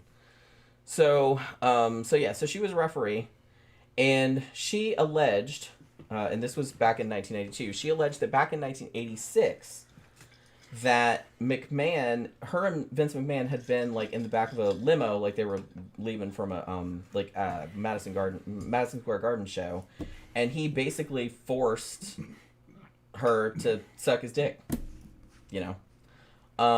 She actually said it on Geraldo back in the 90s. But how did he force her to, okay, how did he do it again? I was fucking reading the all I said, he just forced her to, like, suck his dick. What was the threat? You're gonna suck it? I don't know. Okay. I wasn't there. All right. Why do you want to know all these? I don't know if she said. I don't know. Maybe she did. Maybe she did. But like I said, this was a huge topic, and it's like I'm just kind of trying to cover all the bases. You know what I mean? Yeah. But that's yeah. He didn't threaten her. Well, I'm assuming, he probably did. That was his MO. His MO, yeah. His big thing. Well, I mean, who was she again? She was a referee. Okay. He would do it by force sometimes too. Like he would actually or have somebody else hold you down or something like that. Have somebody else hold you down. Dang. Well, he would traffic some women. Like he would pimp them out. Like, oh hey, what's her name? Like, she'll do anything you want. Like, and then, like, they'd tag team her, you know what I mean? Like, he'd have some other dude, and they would take turns, like, holding her down and shit like that. Also, I think there were some that were drugged and all kind of shit. Damn. His main thing... That was a little big for his britches. He must have thought that this was okay, that he could do it. He's probably like... I mean, he could. He's probably like, these girls are all whores anyway. He got away with it. That's how, like I said, a lot of dudes like this... Because there's a lot of dudes like this, sadly. they're just kind of strong-arm them and they get away with it. Nah, you can do Yeah, it. and they don't Yeah. really care. I mean, Yeah. to be honest, and I don't really think. What made him think he could get away with that? Do these girls? Where is he recruiting these girls? Are these strippers, cheerleaders? No. Do they have this? Well, a Okay. lot of them are just wrestlers. One woman that, which I'll get into in a bit, but one woman that she actually won like a reality show competition. Okay. Like she'd been like a cheerleader or something. Yeah. And she wanted to get into professional wrestling, and Yeah. you know she won a competition.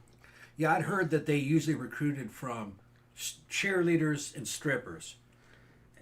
I don't know the business of But the thing about it is that even if you were a stripper, Yeah. that doesn't give some sleazy billionaire the right to like fucking grope you and shit. No, What the it fuck? doesn't. But a sleazy billionaire just sees you as a hooker. Well, that's what I mean, but that Fucking, doesn't yeah. excuse it. Yeah.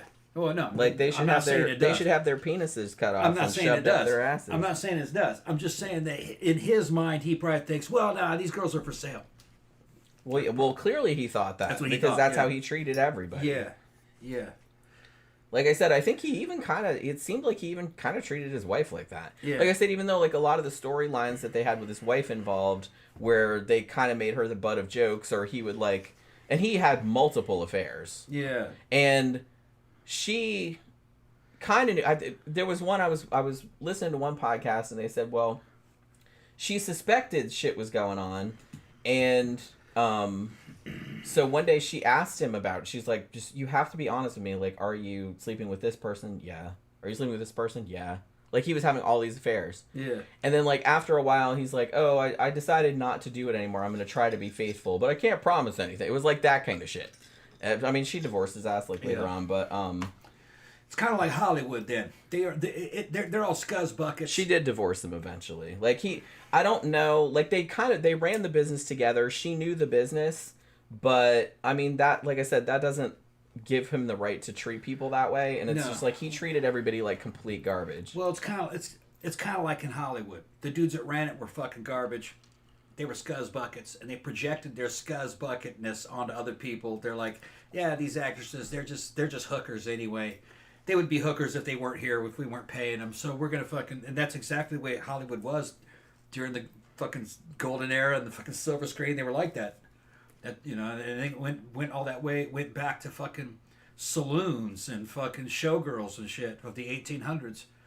Just why they were, you know, the actresses were hookers, and I think they just kind of, these dudes get involved in this and they think it's a dirty business and they're kind of gangster like, and they think anybody who comes across them and enters into their business is as bad as they are, so they can do whatever they want with them. Papa says That's what they're they're still thinking. married. For sure, I thought that I read that they divorced. I guess not, man. Get away from him. You're in danger, girl. Money. But yeah, that's the thing. And she's It's- probably bad too. yeah, she might suck also. Yeah, so you don't know. she Just might- because she's a she woman might be doesn't mean just- she's any good. Well, now, like I said, I was saying earlier about his daughter Stephanie. I kind of have some suspicions about her. I think she's kind of a shithead also. Yeah. Because I think she knew about a lot of the stuff that was going on and just kind of looked the other way about it. You know? Like, all, because, you know, people were complaining to her and shit, and she was just like, the thing about it was that the main thing was I think a lot of people knew it was going on, but they were afraid to speak out, or he's just like, well, we can't like tell anybody any of this because, you know, it'll ruin our reputation, and there's all this money on the line and shit like that. So there was a lot of cover up kind of shit going on. You know what I mean? Oh, Papa said they're separated. Oh, but okay, so they are separated, but technically they're still married. Okay, that's what I thought. That's why I was confused for a second. But still, okay. All right, thank you for clarifying. So I was like confused. I was like, am I high? I'm pretty sure I read that they had split up.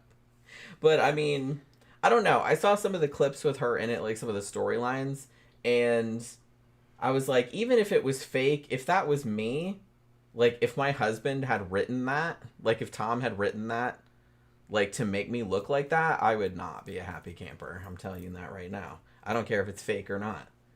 Because I think a lot of the shit that he wrote was shit that he wanted to really happen, or to punish people that had done something to piss him off. Tammy goes, he's a rich white guy. What's his color got to do with it? Rich guys of all fucking colors are fucking assholes. Go to fucking Dubai. Go to Dubai. They're even worse. CB says, yeah, Ashley Massaro got raped by a soldier in Afghanistan. Yeah, I'm actually going to talk about that. in a little bit, because that was fucking horrible. And like I said, Vince was not directly involved that time, but he was allegedly involved in the cover-up of it. You know what I mean? So yeah, there was also an incident in 2006 in Boca Raton here in Florida, where he was in a tanning salon, and apparently one of the women that worked there said that he groped her and exposed himself. He was also a big fan of like showing pictures of his junk like on his phone, like, hey, look at that, you know what I mean? Like, he's one of those kind of motherfuckers. At which point, what a dick. Somebody should just go, pap! How do you like that? See that? That's my fist, right in your fucking teeth. He probably thinks that's just funny. Well, yeah, that's what I mean. He's classy. He's a man of fucking culture. He's a man of culture and taste. I guess. Like I said, that's the shitty thing, and honestly, it's, complain all you want about, these days or whatever, but I'm so glad that, like, they don't put up with this kind of crap anymore, because women had to put up with this shit for so long, and, like, you complained about it and nobody cared. They just thought it was funny, or they didn't take it seriously. Which I think is probably why you didn't hear about any of this stuff until later, even though a lot of it happened, like, a long time ago. Horror fans says, Tom, look at Vince McMahon now. He looks like a skunk, and he misspelled skunk. Skunk is spelled with a K, bitch. Well, two Ks, technically. Kenny D says McMahon is like the boogeyman of wrestling. Somebody twisted rumors about him. You don't know where to start. Yeah, that's what I mean. It's like some of the shit, like some of the stories, I'm just like, although the more I read about him, like I could believe this dude doing all kind of fucking crazy shit. She got raped by a soldier in Afghanistan, an American soldier or an Afghan soldier? No. It wasn't like that. I'm gonna get into that. Like I said, I'm gonna talk about that later. Mm-hmm. Like you're jumping ahead and you're jumping to conclusions. But I already read that. Okay, is what I'm saying. Yeah. But they're talking about it some more. I already read that. I'm gonna say what I want to say. I mean, it's not, and it wasn't.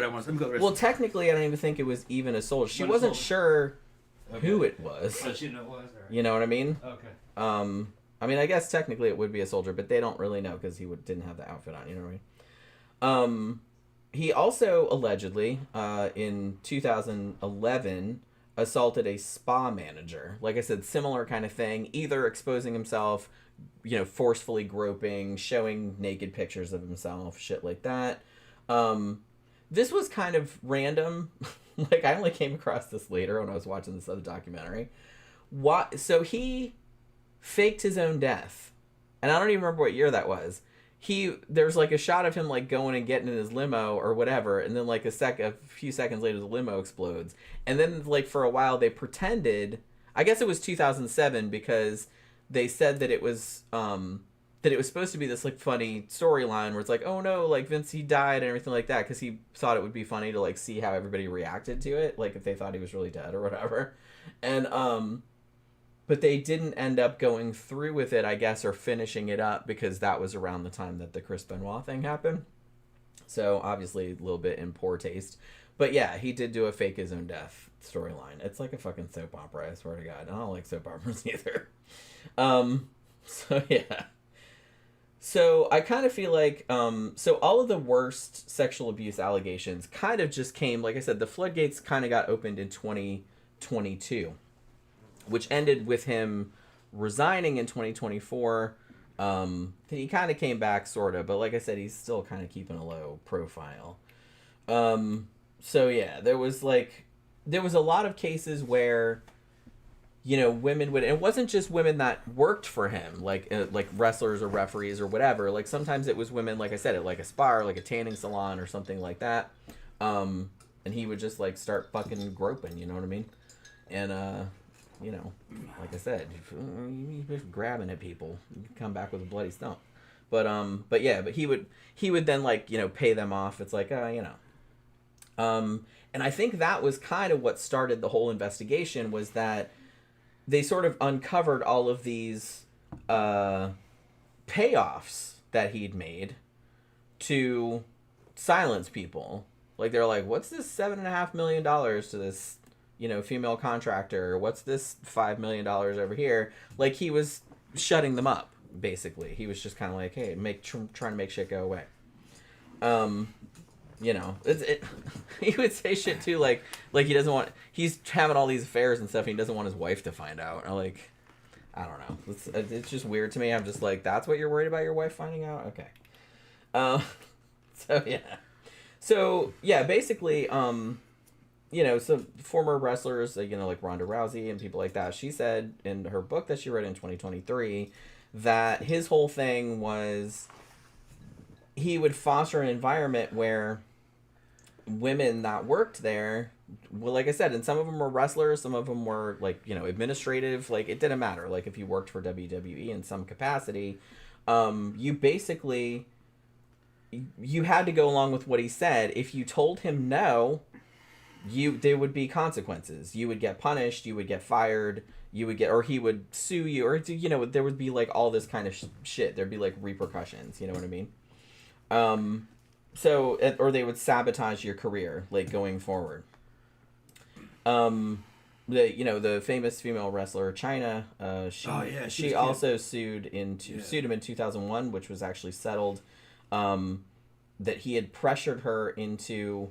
Another thing that he would do too is that he would film them naked and then like pass it around like to other people, shit like that, like kind of make them film porn like against their will. Yeah, and shit. She was hot though. She was on gear. She died in 2016. Yeah, what'd she die of? I think technically, officially, it was a drug overdose, but I think there's some conspiracy theories about her death too, because she sued him. Yeah, she was a hottie though. So some people are kind of saying like one of the very early kind of enhanced females in terms of fucking steroids. Yeah, I remember that name, but I can't really remember what she looks like. Well, that's kind of not true. They had fucking chicks that were fucking just totally roided out for Olympia and stuff, but they looked like shit. She was the first kind of like, she was roided out, and she still looked great. She looked good. She kind of did it right. A lot of the new ones kind of look like that now. Yeah, there was also a 2005 incident where one of the WWE divas, remember those? Mm-hmm. Kind of. That he kind of came on to her and said, "Oh, you have to have sex with me," and she said no. Yeah. And he demoted her. Like he basically like gave her all these shit jobs. And it's weird because I was watching some, like I said, some podcasts about this, and a lot of the comments that, you know, a lot of them are wrestling fans and stuff. It's like, man, I always wondered like what happened is like, oh, they really liked this woman wrestler or whatever, and then she kind of disappeared. Yeah. They're like, yeah, that's why. Yeah. Because she said no. Yeah. You know. He's running his own business into the ground. What a fucking asshole. Pretty much. Yeah. Yeah. Well, he just can't. He just loves having power over people. Like I said, it sounds like it gives him a job. It sounds. You know what it sounds like to me? He sounds like he likes to run amok. He wants to be the fucking king. Shit. He wants to fuck all these hot women. And if they give him any trouble, he just gets rid of them. Well, yeah, because there's lots of those. He's like, yeah, there's lots. And they're interchangeable. Yeah, that's what he's doing. Well, yeah, he's just using them like fucking tissues, man. Yeah, well, he's king of the hill. Fucking, they're all coming at him. They're all disposable. You know, that's the way he's looking at it. You know what I mean? Don't read into it too much. I don't think he hates them. It's just that he tries and then fucking are like, oh, well, okay, well, get her out of here. I'll get another one. I say he hates them because of the degradation. Because sometimes he wouldn't get rid of you, but sometimes he would write all of these storylines that were like specifically engineered to like humiliate you, like on TV. I know dudes, you know, fucking grew up with fucking all male institutions, and the problem is that you never want to read into most what these motherfuckers do because most of them are just dumb as fuck. Because they're fucking dumb as fuck. Yeah, and he's. Probably one of those. I know that. Okay, he's really just looking for his own experience and trying to fucking get himself fucking his own magnification to, you know, to make him look like he's the shit. And if anybody doesn't follow his script, he just replaces them. He doesn't care about, hey, that was a good employee, man, and the fans liked her. You got rid of her because she wouldn't fucking blow you. What kind of business are you running here? You know what I mean? Fucking. Yeah, it's his own personal fiefdom. Yeah, see that. They're not far-sighted enough to know that you're fucking shooting yourself in the dick because the fans liked her. You know what I mean? You could have more power, more wealth, more approval, more fandom if you just treat people fairly. Me and Jen and our partners in the club scene, one of the reasons why we took over the fucking Orlando goth scene for the club is that we didn't fuck with the customers. We're couples. And that's what happens to a lot of DJs and their acts. They try to fuck all the girls, and they fuck up their own scene. Yeah, because they get reputations. They get fucking reputations of being just shitheads. Well, fucking, it's two married couples. Yeah. We leave them alone. Yeah, because we don't fucking get involved in their business. If they fight, we don't even step in. Because it's just catfighting. They'll work it out. If you take sides, you're going to get fucking... They're going to have opinions over you. Because now you're fucking... You're interfering with the natural process of club goers fighting over relationships. You don't want to even get involved in that. I caught fucking Dimitri making political statements in the fucking... And I said, what the fuck are you doing, man? Take all that shit down. You have to be totally neutral. Don't... You did that shit on Facebook. Don't let anybody know what you think. Just totally... He goes, yeah, you're right. Because it doesn't matter what you think. Somebody's going to fucking talk shit about it and twist it around. And next thing you know, they're going to fucking make it into a big deal. The thing about it is you got to be totally neutral and let the customers do their own things. If somebody's a threat, get rid of them. But if it's just normal club drama, no, you're above that. Just like not get involved in right. it. Well, it's because, like I said, a lot of it is people we've known a long time. It's like none of our business, and sometimes if shit's super egregious, you have to like step in and get rid of somebody. But it's very, very rare that we have to do that. It's usually if somebody gets physical. Or if they're just so fucking toxic that, no, you can't be around. But, I mean, there's a reason why all of us that, kind of promote the club and stuff, there's a reason why we don't have, like, a bunch of haters or people saying shit. Why we survived. Like, you know what I mean? Like, everybody has somebody that hates them, or everybody, like, has something that's gonna say some shit about you behind your back, even if it's not true or something like that. But it's like we get very, very, very little of that. Yeah. And we stay out of trouble. Yeah, like we don't do anything that anybody would interpret. Me and Jen aren't trying to steal somebody's wife, for instance. Or fucking, oh, we like her. Fucking, let's get rid of that dude. This and that, we'll steal that girl. But the thing is, that's what happened to those other clubs. Yeah. They were doing the shit like that. Drama. Right, Fuck them. They're the customers. They just got to have they just got to be having a good time. And that's McMahon's problem. All right? He's forgetting that he's an entertainer and he has a company that's trying to entertain other people. Yeah. And because he couldn't get his dick wet on some chick, he got rid of her and the fans were like, "What happened to what's her name?" Yeah, we liked her. Yeah. So, he's not thinking with the big head. It's just it's just this type of dude to me. That type of dude is a child. They're like toddlers.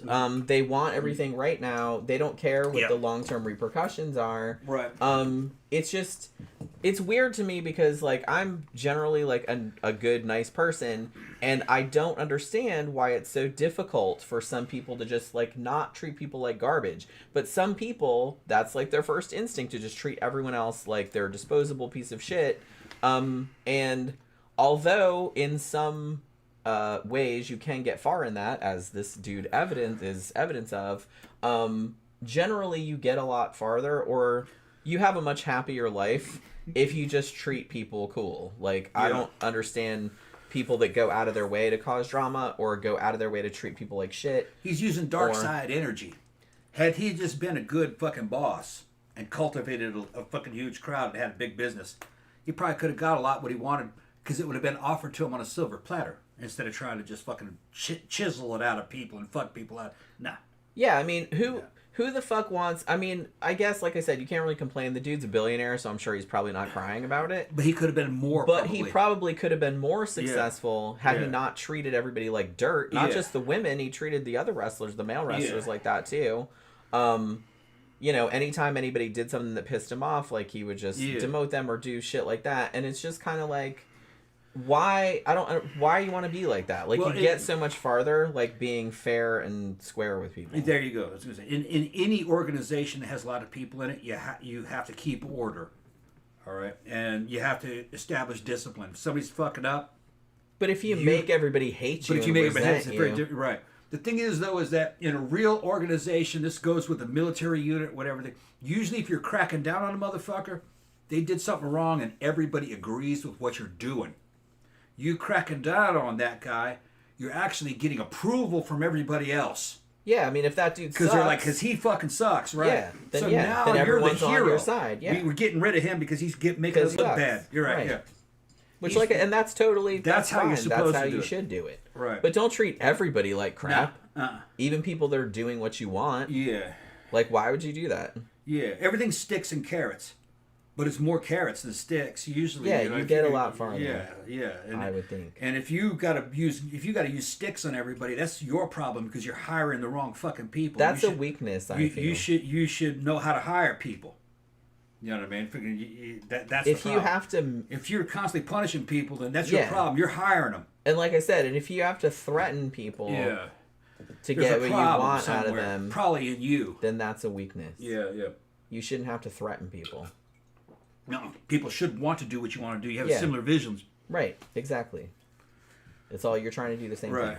But he doesn't see it that way. Like Tammy said, it's the power. Yeah, dudes like that just get off on lording over You're talking people. about somebody who's a child.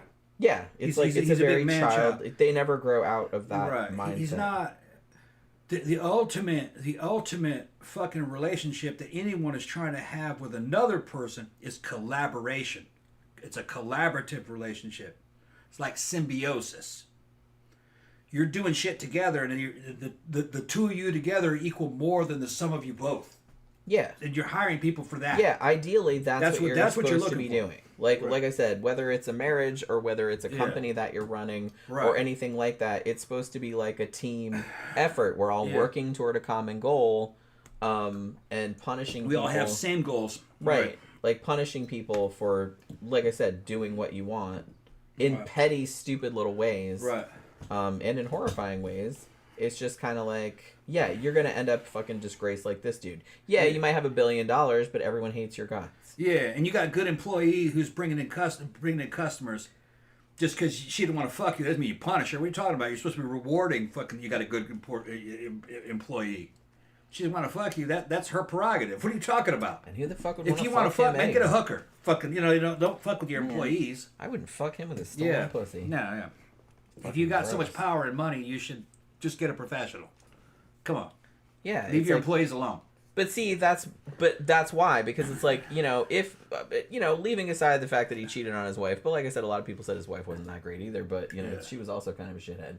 But yeah, if you really must, like, cheat on your spouse, pay for it. Like, you know what I mean? Just go and get a hooker. Like, why don't take high-end escort. Don't take advantage of your employees. That's like the whole power dynamic. Yeah. But that's what they get off on. They get off on I can make or break you if you don't do what I want. That's what they get off on. Yeah, I can't understand it. And I'm pretty ruthless, but I'm not that kind of ruthlessness because you're now shooting yourself in the foot. Yeah. You know what I mean? Fucking no. What? Why would no? That's not the good way of doing it. No. What are you talking about? If you're fucking powerful and you have a bunch of money and you're not being satisfied in the bedroom, your wife or whatever you want, variety, fucking, you would have agreement with your wife, you fucking... First thing, you don't do anything behind your wife's back. I mean, that's shitty no matter who does it. Yeah. Don't do anything behind your wife's back. Fucking, you know what I mean? Or your husband's back. Or, yeah. It's not cool. No, if you want to have, fucking, you could always get some very high-end fucking escorts out there if you had that kind of money, and we're going to have this party. Like fucking Yul Brenner. He told Eddie Murphy. He was there with Yul. Yeah, if you watch that Eddie Murphy documentary on Netflix, it's delightful. Yul Brenner shows up with his little fucking white Indonesian wife, and he's like, "Hey Eddie, it was Eddie's 21st birthday. He goes, why don't you come back to our apartment? We'll party." And he's like, no, I'm good. And he goes, I just realized he wanted me to fuck his wife. He goes, yeah, like, I'm back there. I didn't realize it. Eddie, go, fuck her, etc., etc., etc. It was so funny. Yeah, I died laughing when he told that story. Yeah. Because he said he was Brenner was so young and he wasn't really into drugs or drinking or anything. He was just at this party and he didn't realize that that's what the dude was. He didn't realize that fucking Brenner was like, come on, let's have a threesome. Like he wanted to watch Eddie Murphy like fucking. Or probably more than that. Yeah. Probably more than that. Brenner was looking for a threesome. Yeah. I just thought that was like so funny. That he didn't figure it out until like a lot later. He was like, oh. Oh, he was trying That's what he was talking about. Etc., etc., etc. I was like, man, that's a great fucking story. Yeah. Now he's like, man, and now I kind of wish I had done it, but oh well. Yeah. Tell you Brenner was cool. Yeah, like I said. Yeah. CB says, Vince McMahon had a monster heel in Gene Snitsky. Yeah. I read a little bit about that. And gave him a foot fetish gimmick and made him look stupid and a pervert. Yeah, see, I think that Vince McMahon's problem is that he is a giant pervert and a shithead. And he was, like, writing all these storylines because that's what he wanted. But everyone else is watching it going, this is fucked up. I don't like this. You know what I mean? What kind of fucking weirdo? Like I said, with all the weird incest shit and saying his daughter's baby was his and... why would you do that? I don't know. Like I said, even if it was fucking fake. Like, if my dad ran some kind of wrestling thing and came to me and said that, I'd be like, fuck off. What the fuck are you? I don't care if it's fake or not. Ugh. So gross. But yeah. It's just, I don't know, man. CB said Vince McMahon has done a miscarriage storyline twice, and it was not well received by the crowd both times. Yeah, I mean, there's certain things... Like I said, I don't mind... crass humor. I don't mind tasteless humor. It's not my big thing or anything like that. But I don't really mind. I'm not offended or anything like that. It just seems like a lot of people are just going to be like, you know what I mean? That's not real. I would argue, I do agree with the late George Carlin, who said, you can joke about anything. It all depends on how you construct the joke. I do agree with that. But I think a lot of the shit that they did on there, like I said, the stuff about the necrophilia and everything, had that been presented a different way, I probably would have thought it was funny, because I have, like, a dark sense of humor, but it's just the way it was presented, I was kind of weirded out by it, you know what I mean? Same with the incest kind of shit.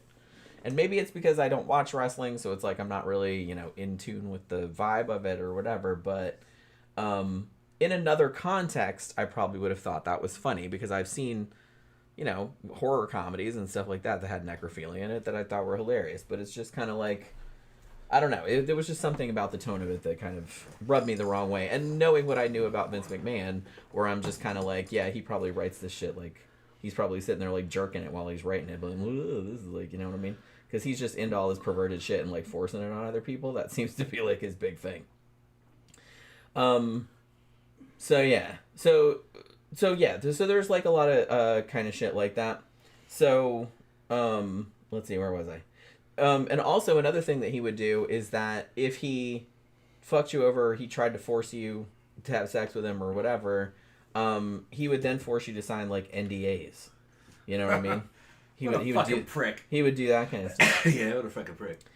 So it was 2002, like summer of 2002, like when 2022 rather, when the whole floodgates opened, like I said. And it happened because the Wall Street Journal wrote like an expose, and they had discovered that Vince McMahon had paid at least $3 million to a former employee for an affair, and because of like potential like sexual harassment claims. And because of finding this one thing out, they did like a deep dive into all this other shit and found all this other kind of shit. They found $12 million more in NDAs to 4 different women for various sexual misconduct charges and things like that. Like I said, a lot of them said that Vince had taken explicit photos of them and then like shared them around, like sent them to other wrestlers and sent them to other people. And then later on, like I said, we'll talk about some of the other cases too, where he like essentially pimped some girls out. You know what I mean? Like he trafficked them. So because of this, he decided, like he was advised, he said later, that he should step down as CEO. So he stepped down in 2022, and then his daughter Stephanie took over temporarily. And then he said he retired like in July, like a month later. But like I said, he was still kind of pulling the strings from the background, it seems like. A few months later, there was more assault claims from 2 more women, one of them alleging that Vince McMahon had locked her in an office after he kind of started groping her and shit like that, and she told him not to, and he shoved her in there and locked it, evidently. Now, after... So he just thinks this is all fun and games. Yeah, he just thinks it's funny. Yeah. So, like I said, he also he kind of went through, like I said, this is why he said he retired, but he didn't really. Because he sort of engineered a coup, essentially, of the board in January of 2023. And he got rid of everyone because of some legality that he was still kind of in charge of some shit. So he kicked out everybody that had criticized him, and then got back in. And then he also sold $670 million in stock pre-merger, which insider trading, Martha Stewart went to jail for that, you guys. That's super illegal. But yeah, so I think there were some allegations about that too. So at this point, the 1986 oral rape allegation from Rita Chatterton, the referee, that came back in because she's like, hey, remember I talked about that like a long time ago, and no one gave a shit. And so she kind of came back out and was like, yeah, I talked about this a long time ago. And he basically, I think what he did was I think he might have drugged her. Like, he gave her champagne and she started getting, I don't know. But this was kind of corroborated by like his bodyguard, and he settled for some undisclosed sum in 2023. Think of all that money he lost fucking because he couldn't keep his dick in his fucking pants. I don't understand dudes like that, man. It's like, I don't either. I don't get it. Like, what the It's fuck? just sex. What the fuck? You can't resist it? What the fuck? Like I said, I don't even know if it's about the sex to him. I think it's about the power. violation. It's about the violation. And get what because he he gets off on, yeah. she has to do it. Like, I can make her do it. Power. Yeah, I think that's Gotta be what his kink is. That's weird. Definitely. Because there's another kind of power, fulfilling somebody else's fantasies another way. I'm gonna make you famous. Look at you. Oh, now you got that big house. Now you got that man. You know. Fucking, you know, it was me, right? You know, that's another form of power. Yeah. But they can't see that. Yeah. You know what I mean? They're just not. They that can't kind enjoy of it that way. You know. They're just, some people are just assholes, man. Because it's low. It's kind of base. Yeah.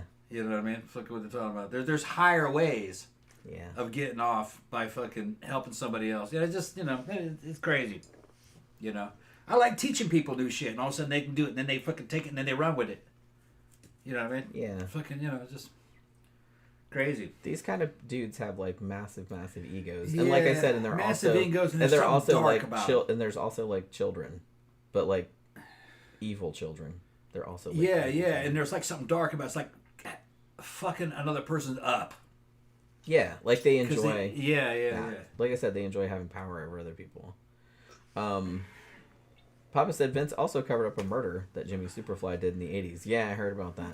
Like I said, he's covered up murders. He's fucking... It's just... He might have done a couple allegedly murders himself, or had them done, or didn't do something to prevent them, or something like that. Like, the dude's just a piece of shit. So let's talk a little bit about the case of Ashley Massaro. She was a professional wrestler. She was a model.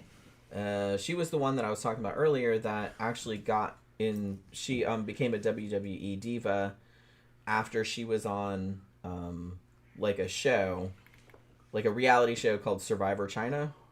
And she got voted off pretty early, but then she wanted to be a wrestler, and she learned about the WWE Diva Search when she was talking about it to a casting director at some like swimsuit competition she was at. And so she won that, and she got like $250,000, and she got a 1-year contract with WWE. And she started out on Monday Night Raw in 2005, and there was kind of like, she was in all these feuds and different kind of shit, and she actually got quite famous. Like, she kind of became like a fan favorite at some point. You know what I mean?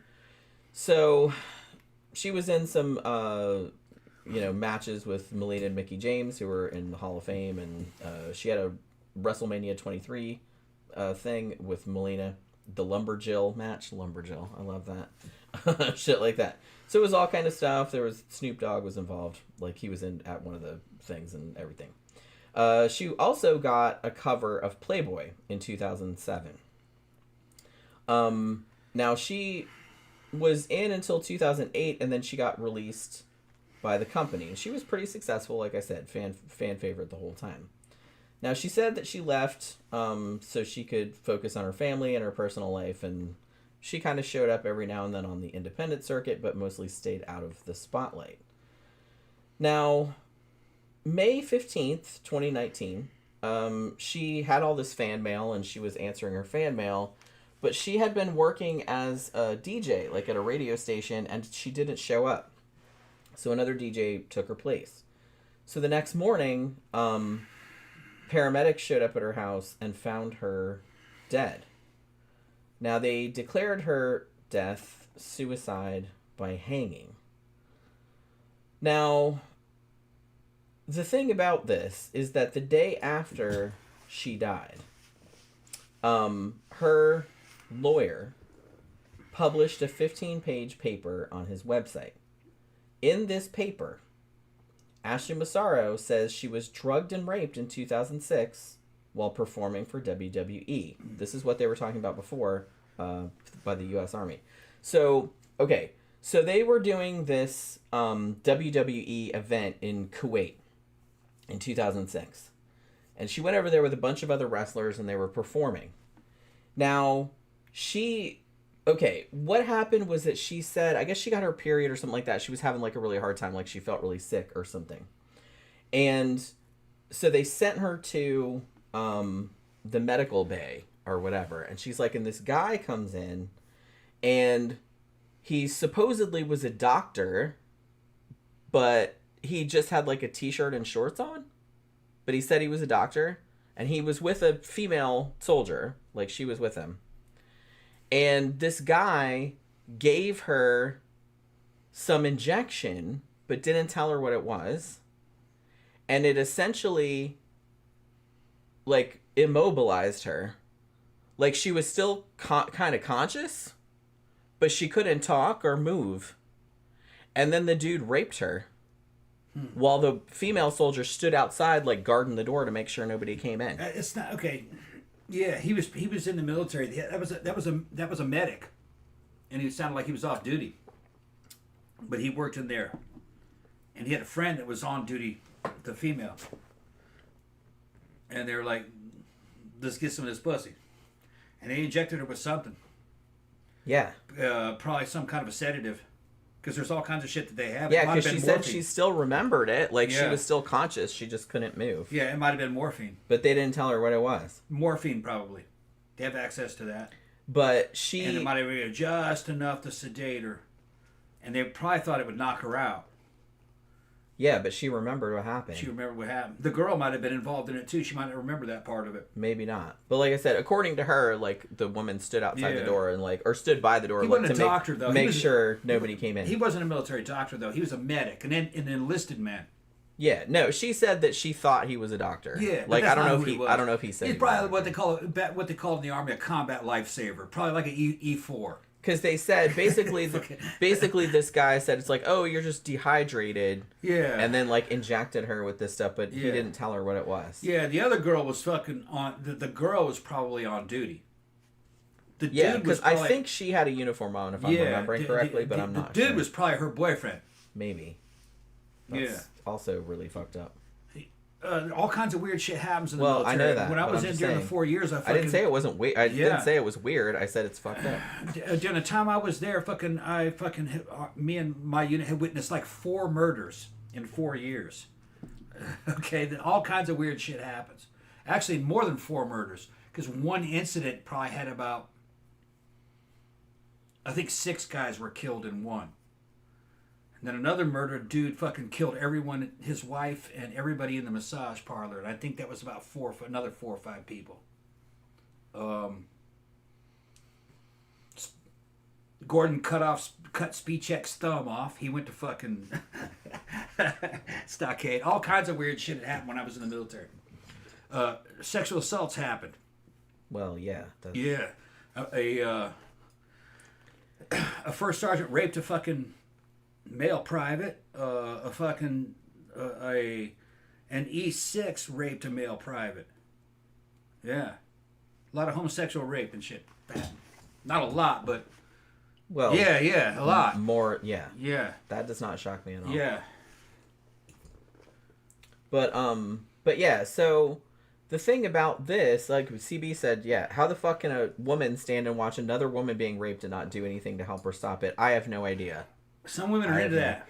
I know, like, and I don't understand it. Well, like I said, I think that's probably why I'm so fascinated by, like, you know, serial killer couples and stuff like that. I'm like, how the fuck do you get a woman to, like, go along with that? A lot of military females are kind of butch, and they have kind of a male mentality, and she probably wanted some of that too.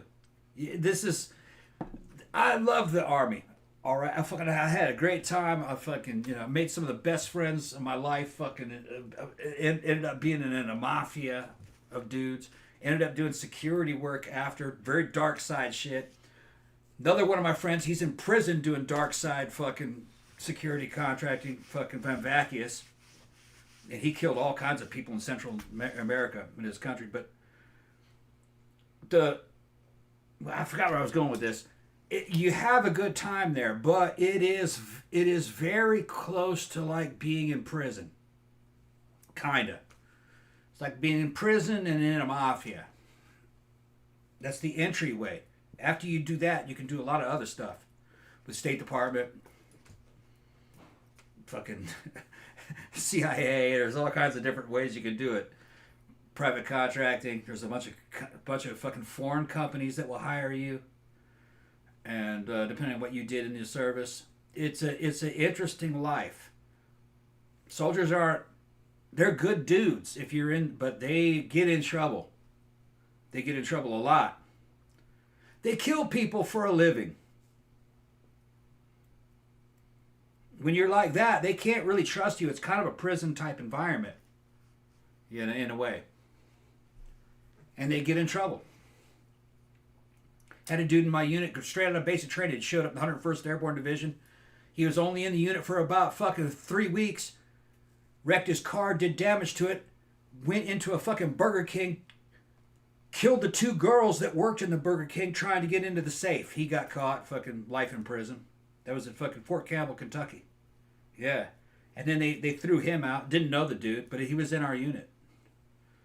Fresh out of basic training. You say, well, how could that happen? He was a criminal before he joined the Army. All right? Weird shit happens in that. It's kind of ghetto. Papa says Vince used WWE money, not his own money, to pay off the cases. That's what got him caught. Oh, see, now I wasn't aware. Wait a of minute, that. hold on. What did he say? He said Vince used WWE money, not his own money, to pay off the cases. That's what got him caught. Yeah. See, I didn't realize that little detail. You know what I mean? Zach just got here. Just got back from from a date. Oh, you got to tell us what happened there. Well, in a minute, because I'm okay. almost... They're sending me pictures of Vince and Messenger. Oh, Hold okay, on. Hold on. He looks fucking weird nowadays. I mean, he looked weird before. I'm not sure. I remember he's just a dude in a suit. I mean, that's big dude in a suit. I guess that's why he's got to force himself on people, because nobody wants to have sex with him, like, willingly. Yeah. You know. Just saying. He's not a bad looking dude. He just didn't play his cards right. That's him. That's Vince now. Look at that tacky ass god. god He's wearing. And he's got a fucking painting of himself above himself. That's totally on brand. Imagine if I had a house filled with fucking pictures of myself everywhere. I could imagine that. No, I don't know. There's not a single picture of myself in a frame. Framed pictures of myself everywhere. You want to hear something funny? It's like every now and then. You remember he said, I don't see this so much anymore. But sometimes you would watch a movie, like certainly from the 80s, sometimes maybe the 90s. Yeah. And they would be like a room, and they would have like a picture of themselves. Like, I'm like, who the fuck has a picture of themselves on the nightstand? Boomers. That's so weird. Boomers. Everything about like, boomers. I mean, it's like teenagers would have like pictures of themselves with their friends or something like that. Yourself partying. Or a picture of yourself partying, or if you were in a play or some shit like that. Like, that's not weird. But just like a real glamour shot. Yeah. Portrait, like in an 8x10 frame, like on your nightstand. That's bizarre. Oh, the boomers would do that. Or like I could see like a wedding picture, like, you and your spouse or whatever. That's that's normal. But it's like a picture of your own self, like in your own house. Boomers were the I love on your nightstand. Boomers were the I love me generation. I was like, what the fuck is that about? And like sometimes you see that in movies, and I'm like, why? Yeah. Like, who set dressed that? Yeah. Stop it. But yeah, that's really weird stuff. So it was just something that I've noticed, like in a bunch of movies. But yeah, so the thing about it was that Ashley, apparently told, she didn't really want to talk about it. I mean, for obvious reasons, because it's fucking horrifying. Another thing that happened too was that she was like, she didn't really want to talk about it, and she says she talked to Vince McMahon and John Laurinaitis, who was kind of Vince's right-hand man, or he was like another dude that worked at WWE, and kind of told them about it, and they were like, oh man, we're so sorry that happened to you, like, don't. And she said that Vince said something like, well, don't let this one, little incident, this one bad thing, like, sour your whole, experience. I'm just like, okay, like, easy for you to say. Maybe somebody should ass rape you one of these days. But you see how you fucking feel about it. But yeah, so she said that, and then basically they were like, well, we can't tell anybody about this because it'll sour our relationship with the US military, and it's like we like doing shows for them, and so we're just gonna keep everything on the down low. And interestingly, when they were going to leave Kuwait, she discovered that her ticket back to the US was missing, oddly. And it seemed like nobody was really willing to help her get another one, so they just kind of left her there. Like, luckily for her, she had a friend who was like a travel agent and was able to like get her a ticket to get her back home. But it's like the fact that nobody, like, one, that's sus. Who fucking took her ticket? We're just gonna leave her in Kuwait. They just left her there. Like, she had to find her own way back. And that, to me, that sounds like some suspicious ass shit. You know what I mean? That they just fucking left her there like that. She did get home. She was alright, but still. And then later, to have her commit suicide in such a way. I'm not a big conspiracy theory person, but it does seem kind of weird that, because according to a lot of people that knew her, they said she didn't really she wasn't acting suicidal. Like, she was just doing regular shit. She had, she was working a job. She was answering all her fan letters. She seemed fine. She didn't seem any different. And it just seemed odd, that she would just do that, like, right around that time. So again, there have been conspiracy theories and speculation that maybe Vince might have been behind that too. Like, somehow had that done because he just wanted it all to go away. But yeah, the thing about that ticket, that really fucking killed me. Leaves her in a whole ass fucking Middle Eastern country. Thanks a lot. Yeah. So yeah, it's really fucking sad that she evidently took her own life. I don't know. Like I said, there is speculation that maybe she didn't take her own life. Maybe there was some other nefarious shit going on. Anymore? Yeah. And then in January of 2024 was kind of the nadir of the whole situation. And so a woman named Janel Grant. Now, she was not a wrestler. She was actually in the legal department, so she was like in talent relations. And she had worked for WWE for about 3 years. I think she started there in 2019. And in 2024, she filed a 67-page federal suit in Connecticut and accused Vince McMahon, John Laurinaitis, and WWE as a whole of sex trafficking, assault, and emotional abuse. Now, she had been hired by Vince McMahon. And like I said, she wasn't a wrestler, so she wasn't talent. She was in the legal department. And basically, she alleged that Vince coerced sex for employment, basically promised promotions, but also degraded her, took nude photos of her and shared them with colleagues, forced her into threesomes, mostly with John Laurinaitis, and during one infamous threesome, pooped on her. What? And then made her keep going, like, and, have sex with the other dude, who I think was John Laurinaitis, with the shit all over her while he's like, I'm going to go take a shower. You keep on going with her. Damn. And I think this was also the same time, the same incident where they took turns, like, holding her down. You know what I mean? So he's getting into some scat shit. Yeah, Damn. That is gross as shit. Damn. Also, what an asshole. Yeah. Can you imagine? What an I know, asshole. like I said, I know some people are into that. I think it's gross. I don't even think that dude was into that. But he's probably I think he was just fucking with her. To me, it seems like he was just doing it to like degrade her. I think so. Yeah. Fucking You with know. her. It's like, CB said, Tom, Vince McMahon shit on her head. He shit on her head. It was all in her hair and everything. Like, running down her back. Oh, man. And he wouldn't let her, like, go wash off. Like, he made her fuck that other dude. I'm going to go take I'm a shower. fucking... My hair... I don't have hair, but it would be standing up. I'm like, that motherfucker... What the fuck? I know. It's like, That's not hot. That's not hot. No. That's not hot at all. Fucking. That's what I'm saying. I don't even think it's about hotness for him. It's about degradation. Yeah, he was just trying to... It's about dominance. Degradation. It's about dominance. He's like, oh, shit on he you. loves loves seeing women degraded. Yeah, and that's he his made kink. her... That's weird shit. How could the other dude continue to fuck some chick that has shit all over her head? Maybe he was into it. Nah. Yeah, it's like, why would you... You would think that most I'd have normal... jumped off that shit and go, what the... Dude, No, most normal you ruined people... it. Oh, man. With just their boner would just wilt. You would Yeah, think. that's exactly I know what I'm some like, people are dude. into that. I know. Yeah. But yeah, the second you'd be like, what the fuck, man? Yeah. No, these dudes are not fetishists. No. They're not. Like I said, I think he's just into He was just fucking with her. But I don't understand how the other dude kept going. I don't know either. Like I said, I'm not into it, so. Unless she made that up. But you know what? Everything I read about this motherfucker, I don't think she made it up. It sounds right on brand, like I said. You know? Damn. That's not hot. No. Not at all. No. And I'm sure she was really not having a good time. No, that's not hot. So, and this happened, this was recent. This was 2020 that this happened. Yeah. So he's still pulling doing this shit. Even though he's a crusty old dude.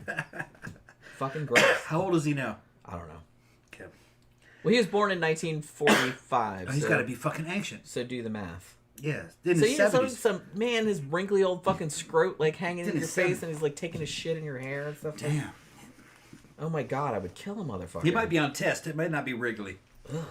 He might be like a little peach like mine. Fucking, you gonna test that shit fucking... Who knows? Yeah, he's on gear. He's probably on gear. Look at fucking that. gross. They know about that. Yeah, David Brown said he's 80. He's 80? Yeah. Fuck. And this happened 5 years ago, so he'd have been 75. 75-year-old man shitting on your head. Damn. I fucking knew. I rediscovered Charo. Charo is 74. She looks great. And she's still funny and she can still play guitar like crazy. And she's got a shit ton of money and she's playing guitar on all the little cruise Man, ships. good for her. Yeah, and then she's doing little workout videos. Never give up, never give up. And she looked great.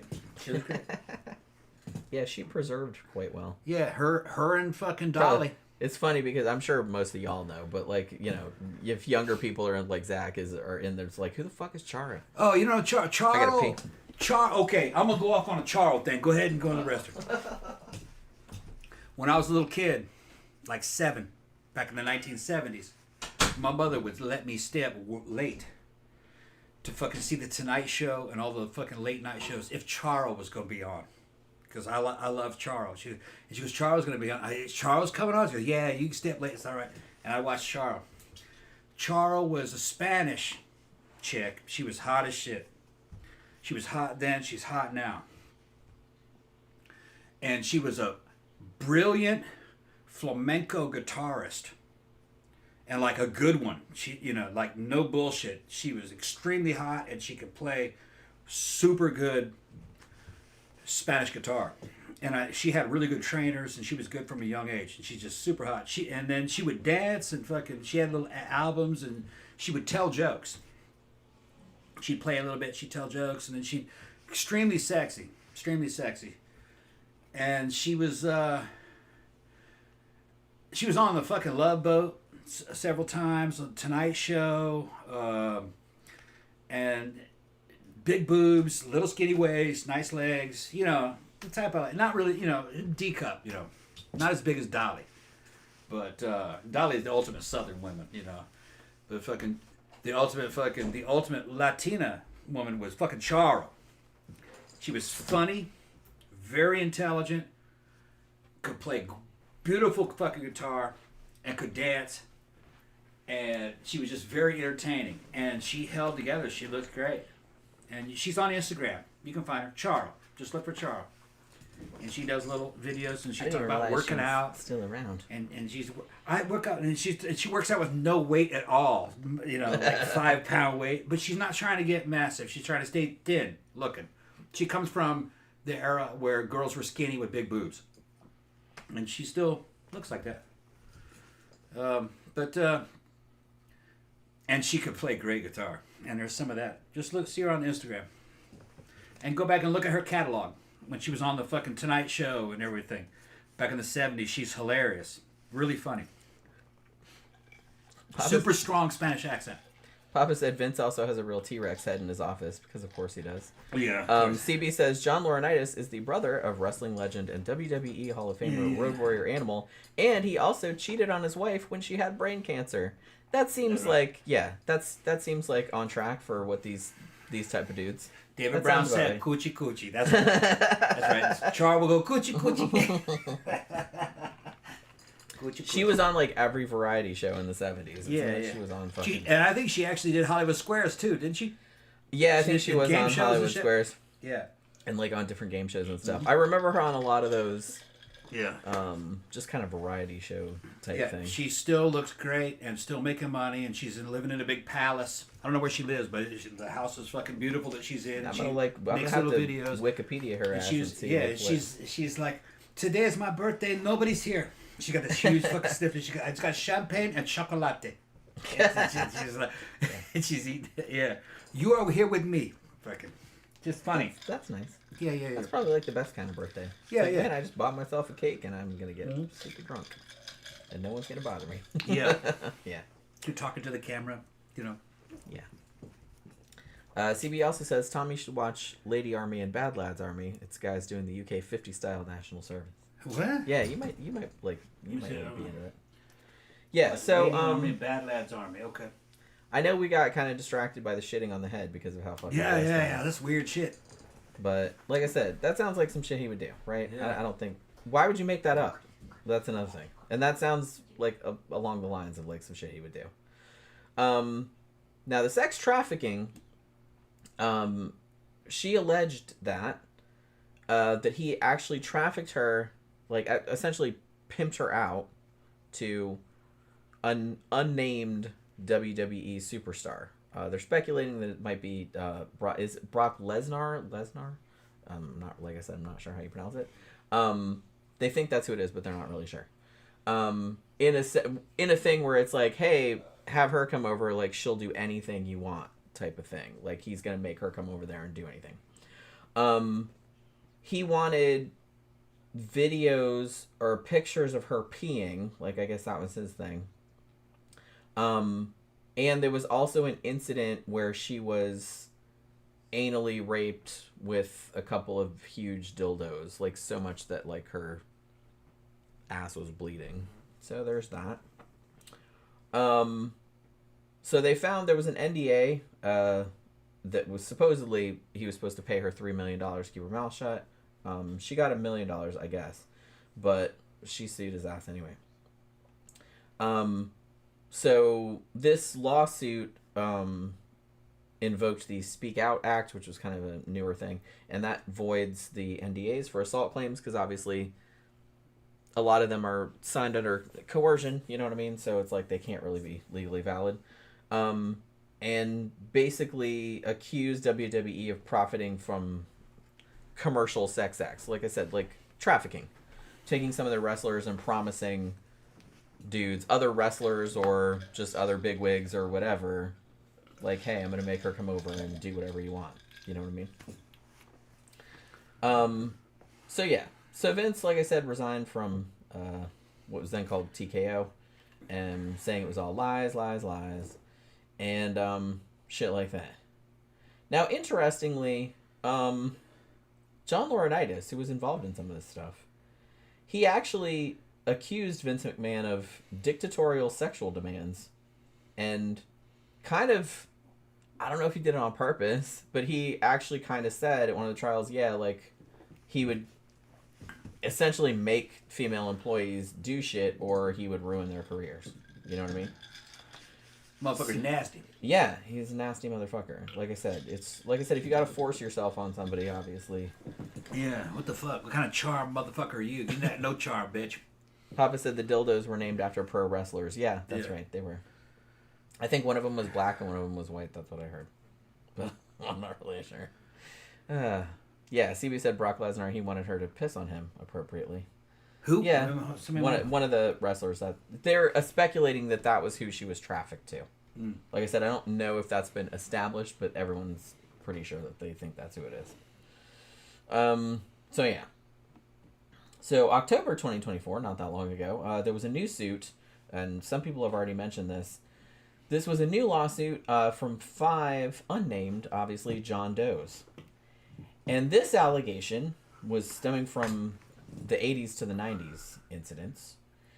And this was involving Vince McMahon and his wife Linda, and how back in starting in the 80s, I believe in 1984, or in the early 80s, that there was a ring announcer named Melvin Phillips Jr., and he was assaulting, raping ring boys. Like these kids, they're 12, 13, 14, whatever. Oh, these boys that would come in, and they would just do shit around, like gophers, you know what I mean? Like, around the place. Give them little jobs and stuff.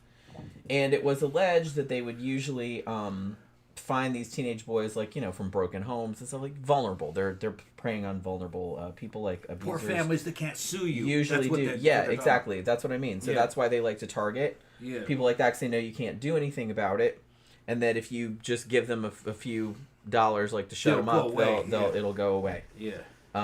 Essentially, kind of the same thing that Michael Jackson was doing. Like a lot of high-profile, wealthy abusers will do this kind of shit. That's the same thing. Fucking Epstein was doing with the Floridian girls.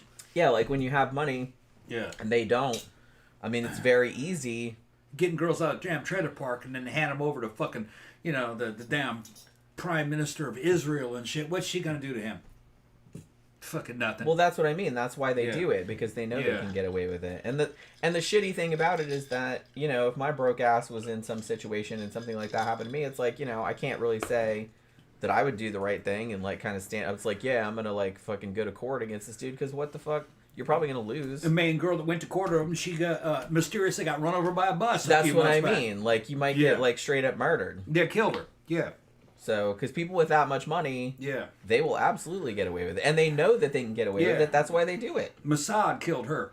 That was all. That was Israel intelligence. They killed her. I mean, that's why they do it, because they know they can get away with it. Yep. So you don't money is power. Sadly, you don't really have a chance. Like, you kind of get into these kind of situations, and a lot of the women that we're talking about Vince McMahon.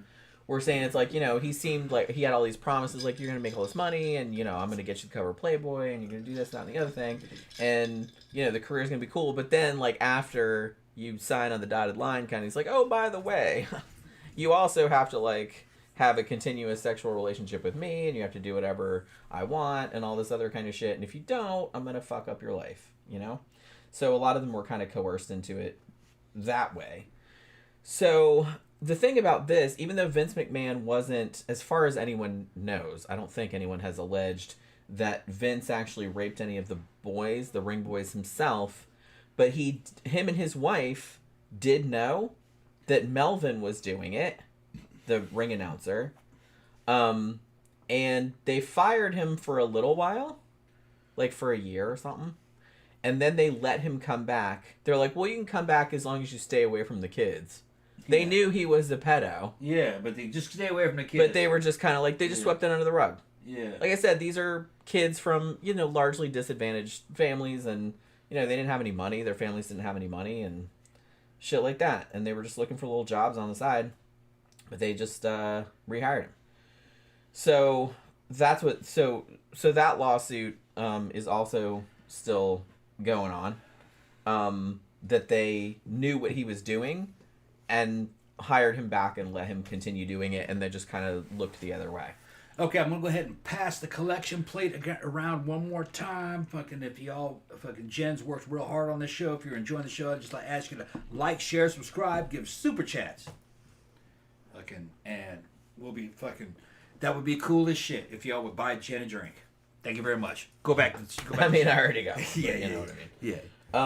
But yeah, so like I said, I know I really only kind of scratched the surface of all this stuff because there was just so much stuff. Yeah, but we got. I was getting like overwhelmed. I didn't know about any of this shit. Fucking. Yeah, I didn't either. Yeah, I didn't know. Like I said, I'm not fucking into the part of the fucking experience that the listeners are into is the fact that they're kind of showing us stuff, kind of like in the YouTube channels where you're watching a movie with somebody else. The reaction videos. Yeah. This is kind of like a reaction video. I didn't know about this. Yeah, because... So you get to see our reactions to this? Yeah, this dude here, man, if all this is true, which it sounds like it is true, you can't really have this many accusations on a dude where there's smoke, there's fire. Exactly.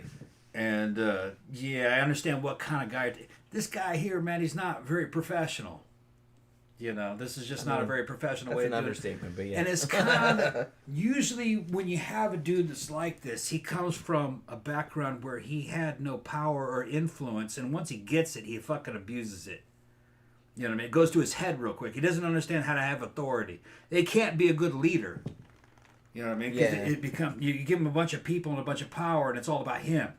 It's not about helping his team or his people or making his unit or his company prosper. Because he's doing exactly the opposite. Even though this bitch is a millionaire or a billionaire, he could have been more had he not done all this. Yeah. Well, and like I said, and now he's probably going to die like one of the most hated people in entertainment. You know, which I guess is its own kind of punishment, but... He was a man from another era. Thank God.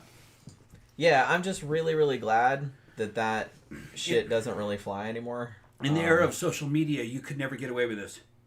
Never. That's a good thing about these fucking phones. These cell phones and the fucking social media and the internet has really helped to kind of like curtail this kind of fucking activity. I mean, it still goes on, but at least people get called out. You get called a lot sooner. Like, it doesn't go on for years and years. And because the thing about it is that a lot of the, some of these women... We're talking about it a long time, like decades ago. But nobody listened. Just recently, there's a little British girl got fucking sexually assaulted by two of these fucking young migrants that came off of some fucking boat. She had a phone. She recorded the whole fucking thing. Because of that damn phone. And those dudes are fucking behind bars. That could have never happened back in those days. Imagine if these girls had phones. Yeah. Because you could have recorded this shit. You just recorded everything. And then you could go right to a lawyer and go, look at this dude. Oh, we got his ass now. And that'd have been the end of McMahon. Yeah. That's what would have happened. You can't do this anymore. That's why people worried about, fascism, Nazis and shit. No, you don't know. You don't know what they did fucking on the Eastern Front with what the fucking Einsatzgruppen and shit, what they were doing to the Russians. We're not even talking about death camps. You could not do that today. You could not go into a Russian village, stuff everybody in a church and set it on fire. You couldn't do it. Because there'd be cell phones. Back when that happened, people didn't even know that was going on. Yeah, I mean, you wouldn't. You wouldn't know. That's what's kind of scary is like... And I think that's kind of why I think a lot of people have a perception... I don't know if a lot of people, but people might have a perception that, crime is so much worse or something like that. It's not. It's just that... You see it. Now. Yeah. It was going on before. It's just that nobody knew about it. Unless you were local to that area, you didn't really see it. It wasn't on the news or nothing. America was pretty high crime depending on, what state you're talking about. Man, the worst shit was happening in the 70s. Not now. The 70s. There was, like I said, I read and they didn't even know in the 70s that was happening. Well, like I said, how many times have I seen, because I watch a lot of true crime shit. And I especially like the ones that, are kind of from the 60s and 70s. And it's funny to me how naive people were. Yeah. Like, look at all the hitchhiking and stuff. Yeah. Like, no one would ever do that nowadays unless you were really desperate. You know what I mean? It's like, because you're like, I'm going to get fucking murdered. You probably won't. Yeah. But nobody would take that chance nowadays. And like I said, there's so many other options. Like back then, people just hitchhiked like it was nothing. Everybody did it. I was growing up in the Crazy. 70s. Me and Jen were growing up in the 70s. We were feral children. We had so much fucking fun. 70s was a great time. But we had the reason why it was great is because we had no idea of what was going on. What was actually happening. Yeah. Like I read about cases now and I was like, man, I didn't hear about this. Like back then. Yeah. Like I think if people back then if they knew all the shit they would never let anybody. They were like, you were staying right in this house, young lady. It wouldn't have been that way. You were not hitchhiking. Get the fuck out of here. You're not gonna stay out until the fucking street lights come on. Yeah. When I was a little kid, I was out all day until it got dark. Until the street lights came on. You had to come home. And your parents didn't know where you were. And I was like 6, 7, 8, you were just running the streets 9. with your friends. Oh, yeah. Or over at your friend's house or whatever. Yeah. We weren't doing anything that bad. It's just, we weren't having fun. We weren't killing bums or anything like that. No. It's just, usually at people's friend's house or out in the woods pretending we were camping or whatever. Yeah, riding bicycles and trying to ramp them, being evil Knievel, climbing up in trees, finding pornography. We do that. We did everything. I never found any. Oh yeah, I found my dad's. Me and all my friends, we would find it. We'd hoard it. We'd go through garbage looking for it. But I didn't find any in the woods. So. Yeah. But I know that's a pretty common experience, like from that era. Yeah. What I'm saying? 70s. It's like I was kind of. I was cool like, man, who's the? It's like porn Santa. He's like leaving all the porn out in the woods. Man, here, my children. We were like in. I'm passing. We were like in 5th grade. That's crazy. And fucking, we're on the side of the road was an entire stack of fucking Wii magazines and fucking Penthouse, just out there in the garbage. Magnanimous motherfucker. We're like, whoa! It's like I've already jerked off We're to like, all of these whoa, pictures we got all many of them. times over, and I'm passing them to the next generation. I think the old dude was passing them to the next generation because they were just in a stack next to the garbage can. Yeah. That's really funny. Yeah, he's like, in case you all he was want just yeah. That's exactly what he was doing. Yeah. David Brown says, I'm 58, so I grew up in the 70s. Unless it made the news, you never knew it was going on. You never knew. That's what I mean. So I think that's why a lot of people freaked out about, when the crime was worst in the United States was late 80s, early 90s. Like in the early to mid 90s, there was like a very precipitous drop in crime, and it hasn't really increased since. There's been like tiny little spikes here and there, but really the crime is way, way less than it used to be, like back in the 70s and 80s.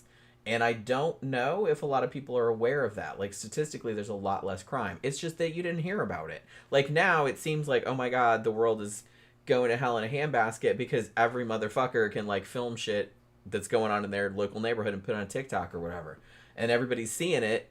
Millions of people are like, oh my God, the world's going to shit. Blah, blah, blah. It's like, it's not any different. It's really not.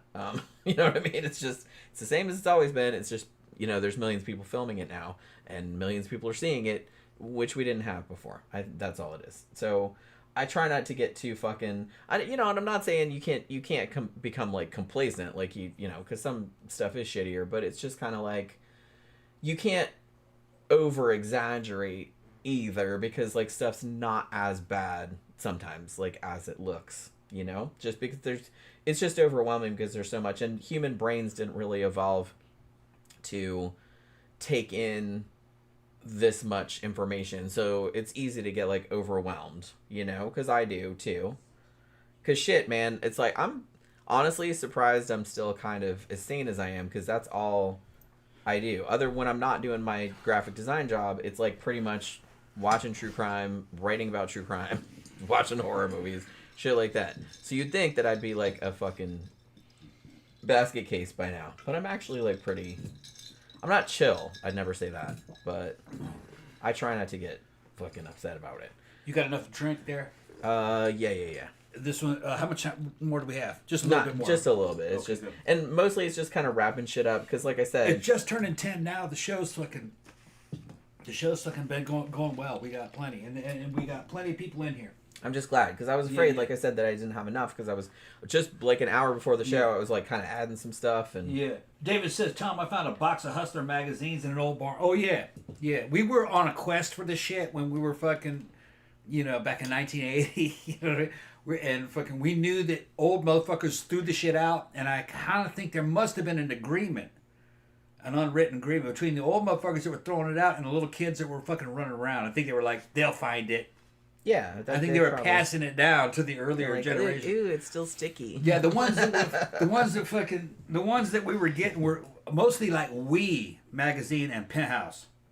My dad likes Penthouse. Yeah, we liked We. That's what there I was found. more a bunch in of We Penthouses. back in the 70s. He might have had some of those, but I don't really remember. I remember girls all had Bush. I remember they all had Bush. They were fucking. They were, you know, and we were like, wow. And yeah, I didn't really see like shaved area wasn't really a thing until later. Till later, 90s. Yeah, I think that was a 90s thing. Yeah, fucking. Because I feel like most of the porn, I didn't look at as much porn as Tom did, obviously, but it's just like this one that I saw. Yeah, they all had Bush. Oh, no, little boys were into it back in the 70s. Yeah. And it was nowhere near as hard as it is today, of course. Yeah, like I said, now you can find whatever the fuck you want, right? Yeah, no matter how freaky it is, right? Or how legal it is. Yeah, that too, which is that's not great. And looking back on it, it was healthy. There wasn't anything wrong with it. Fucking. I don't, like I said, I've said this before. I don't generally have a problem with porn, as long as it's, responsibly produced and within reason. Within reason. Like I said, there's obviously some shit where I'm just kind of like, it's a gray area. You know what I mean? But what are you gonna do? It's just kind of like. By the time the '80s were rolling around, man, fucking you had Dale Bozio, fucking the Missing Persons, fucking doing Hustler and shit like that. We loved that too. I was buying those Missing Person albums and fucking going like, wow, man, she's been in fucking Hustler and shit like that, like jerking it to that shit. Fucking nothing's new. Nothing's new. You're talking about fucking some of the new starlets, the harlot starlets of today and shit. Nah, fucking coming up in the 80s, we had those also. I would say Dale Bozio, one of the first ones. The multimedia star. She had music videos, albums, and porn. And she was cute Italian American chick. She's a Renaissance woman. Yeah. What's her name's copied her? Lady Gaga. Yeah. Yeah, big time. Well, homaging her, I guess, if you want to call it that. Yeah. And then you go back and look at Dale today, there wasn't much to her. But back in those days, she was impressive. David Brown said, you remember the Chester the Molester comics and the porn magazines. I kind of remember that. Yeah. I don't know if I remember, I just remember people talking about them, I guess. But yeah, so I think the latest thing to happen in this, because a lot of these charges are still pending, Vince McMahon crashed his Bentley in July 2025. He was speeding. I don't think he was injured or anything, and there were no charges or anything.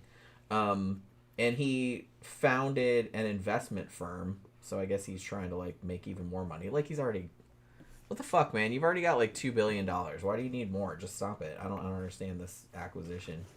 So yeah. And I will say though that WWE still seems to be going strong. 2025, Netflix did a $5 billion deal for Raw. It did, the lawsuits did tank their stock some, but not much. So it does seem like it's still pretty much going. Although, like I said, from just a general look around different podcasts about the stuff and stuff like that, people are really not, they really wish Vince McMahon would just fuck off. Yeah, but just understand that this is the fucking wrestling scene. Because the thing about those people are a little rougher, tougher, fucking. You know what I mean? They're like, yeah, fuck that dude, but we'll still watch it. Yeah, but they're not gonna ban. Well, him, I mean, in their defense, yeah, he's just one guy. He's just one guy. There's a bunch of shit there's a bunch of other people working there that make that happen. Yeah. He sucks, but he doesn't embody it. He doesn't. You know what I mean? Yeah, so, and with that crowd, him sucking might add to it because now he's the bad guy. He's a heel. Yeah. Fuck that dude. But, yeah. So he's just part of the experience. I guess so. They're not going to shut the whole thing down because of him. Just because of him. No. No, but people do want him to, retire or piss off, you know what I mean? Or sell or whatever. Yeah, well, what's going to happen with that fucking WWE? Is it going to... it's a corporation? Is there a chairman? I think if there's he dies, there's somebody a board. else can pick it up. There's a board to it. Well, I thought his daughter was running it, but I think maybe because I kind of feel like the whole family has been kind of disgraced Yeah. Because his daughter Stephanie, it does seem like she was, if not directly complicit, I think she did know about some stuff that was covered up and didn't really do anything about it. Is it an actual corporation or is it a fake corporation? I'm not sure, actually. Okay, that might be part of the I'm not sure like what the legal it's status probably of it a is. family business. You know? It's probably not a real corporation. I don't know. I don't really care that much about it to look into it. I didn't have time. But yeah, a business like this could be salvaged, and fucking you put a good leader in there, and you might be able to get better shows. The only wrestling that I watch every now and then is on YouTube, and it's called Stardom. And Stardom is a Japanese brand, and it's females, Japanese girls that wrestle. And I like them because they're not, and I have to fucking put subtitles and then auto translation to understand what the hell's going on. And I'm subscribed to it, and I maybe watch it maybe like once a month. They'll put out a bunch of videos, but it's usually only a few minutes, and every now and then, maybe like once a week, there's like a 40-minute video, and it's not everything. You got to subscribe to it on some kind of online thing to see it all. It's happening in Japan, and it's Japanese wrestlers, female wrestlers, and they're wrestling Americans, girls sometimes. And I like it because it's very amateurish. When you look at the girls, they're little short, little kind of chubby teddy bear looking girls, and they've been around forever. They're nowhere near as, they got awesome outfits. They put on a little show. The wrestling is not credible to me. It's just kind of funny. It's like watching cartoons. They're much older than you think they are. You look at them, you go like, man, that girl's probably fucking 20. No, she's 40. She's been doing it for a long time. They'll have some Western Caucasian girls come in and wrestle, and they look kind of like C-level porn star type girls. They're not real in good shape, really. They're kind of hot, I guess you could say, but you can tell they're not physically trained. And there's not even a huge audience. And I like it just because it's kind of like something you'd see at your at a local city level event. And they'll put on a show. It's just kind of corny, but funny, you know. Stardom. I don't know if you guys know what that one is. Stardom. And I look at it and I'm going like, man, Jen could get in there and Jen would fuck these girls up. I probably would, yeah. Jen's in much better shape than these girls. Jen would go in there and be a fucking champion. And I'm not a trained wrestler or nothing like that. She works out though. But she's on gear. Yeah, like Jen would fucking fuck these girls up. That's one of the things I like looking at. It's like Jen's bigger and more muscular than all these chicks. Fucking, they'll send you down to Japan and start wailing on them. Throw your titties on them bitches and smack them around. And then they have the fucking the white girls are speaking in English and the Japanese girls are speaking in Japanese, and I don't know. Fucking whatever. I had a friend that that was into roller derby, and I was thinking about getting into that for a little while, but yeah. I don't know if I would do Jen's that. fucking. You get hurt a lot. Past 18 months, man. Jen fucking, her lower body is fucking so awesome, man. God. Been on gear, and I bought that machine in there. She's doing the squat machines and the fucking leg abductions, and we haven't made a video in a long time. We haven't made an adult video in a long time, but it's coming. I know, I was thinking about that. Yeah. Fucking the way Jen looks now, fucking there's nothing like the older stuff that we did. But it's just like you're almost to the point where you could go in there and be a fucking wrestler in Japan and fucking. Yeah, I'll come up with like some kind of. And people are like, you're crazy. Persona or something. Yeah, you get people are like, oh, you're crazy. You're just I've already been asked to be a wrestler by a ring girl here, fucking who now she's a wrestler, and I'm like, I'm fucking 56. I'm 56 or 57. 56. I'm 50. Yeah, I'm 56 years old. Too old for that. She says, no, you're not too old. You look fucking great, man. I get you in there. You know who I'm talking about. Fucking what's her name? You know that's what Tom calls everybody. Yeah, I know. I've known her forever. I'm just drunk right now. And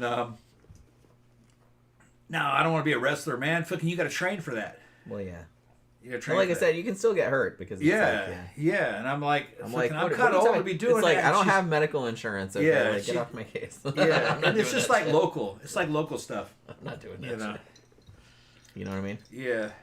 If I get hurt, I'm just kind of host because I'm like, well, can't afford to fix that. Yeah. So you know what I mean.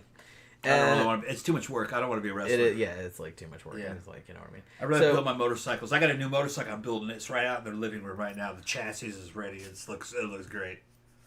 It looks great. Elizabeth Jack says Triple H is running creative. Yeah, that's right. And The Rock is on the board of TKO. Because David Brown said it's a real massive, publicly traded entertainment corporation. Okay. Now a subsidiary of TKO Group Holdings. The Rock should be deep in that shit. I like The Rock's personality. I think from what I can tell, he's a man of honor. He did kind of like fuck up one of his movies that he was in, throwing his weight around in that. But I don't think The Rock is the kind of guy that would abuse women. He seems. You never know, but yeah. That dude right there he's got a lot of charisma, and a lot of women fucking. I mean, I've never heard any allegations against him. For all I know, there might be some, but I don't know. He seems to be a really friendly dude. From and I've seen him streaming, and he'll just like, hold on, look, there's tourists, and he's, hey everybody. He's in his car waving to tourists in the tour bus. You know, just he seems like a very nice guy. He seems like a guy that can be trusted with power and influence. You know, I don't think he's got hot women. Most people can't be. Yeah, a lot of people can't. David Brown says, when you're in your 50s, you can get hurt getting out of bed. I've never got hurt getting out of bed. I did get hurt, however, well, not hurt, but like when I was backing up the car, like I was reversing the car, and you know how you put your arm on the seat and like go like that? Like I pulled a muscle doing that one time. Yeah, that's true. But in general, I don't. I mean, shit, this weekend we went out dancing Friday night and Saturday and drinking. And Saturday night I danced my ass off. I danced like pretty much all night. And I was fucking wasted the next morning. But we're on gear, so we're not. For some reason, I was like, where the fuck did all this energy come from? I don't know. I'm not. And I was fine the next day. My feet kind of hurt a little bit, but not. I was all right. So in my 50s, I could do that. Like I said, I'm not natural. I'm enhanced. I'm on gear, so I could do it. I don't know how long I could do it for, and I don't know. The will isn't there. That's part of it. You'd have to really want to do that. You'd have to really be into that, and you have to be committed to that lifestyle. And I just. Yeah, like I said, it kind of sounds like a lot of work. Yeah, I'd be like, that's cool, but I have want to other do that things I would rather be doing. Right. You know, but that don't involve punching other people. If you have a background in physicality, you know, being a soldier, I had that, and you did not abuse any anabolic steroids in your youth, and when you get older. As long as your frame isn't too big, you can go on gear and put on good weight and fucking be nice and healthy into your 60s easily, because I'm getting there. I'm almost in my 60s. I'm nothing but growing. So it's not quite the same game because there's still a lot of fuel left in my tank. And I'm a smaller frame guy. Like I said, if I got to 200 pounds, I'm only 5'6". If I got to 200 pounds... and was at 10% body fat, I'd look like I'd look like Bane, you know? And that still would not be very much stress on my heart. I could probably run that into my 70s. Yeah. It's just there hasn't been guys like me in the past. Most dudes that did gear did that shit from their teenage years, and they were big frame dudes, and they ran it hard. And by the time they were in their 50s, they were fucking shot. I'm the opposite. I'm a smaller guy, and I didn't go on until I was 50. All right, so which is the way to do it. That's really how you do it. I got a lot of gas left in the tank, and I'm not doing it to go on stage and be super lean and go to Olympia. I'm just trying to keep everything sane and remain strong and look good and feel good until I die. And yeah, I'll die. I'll die just like everybody else, but just that I'll die strong. I've looked at the other guys that did what I'm doing, and there's not very many, but there's some. They die strong, and they die all of a sudden. There's no convalescence.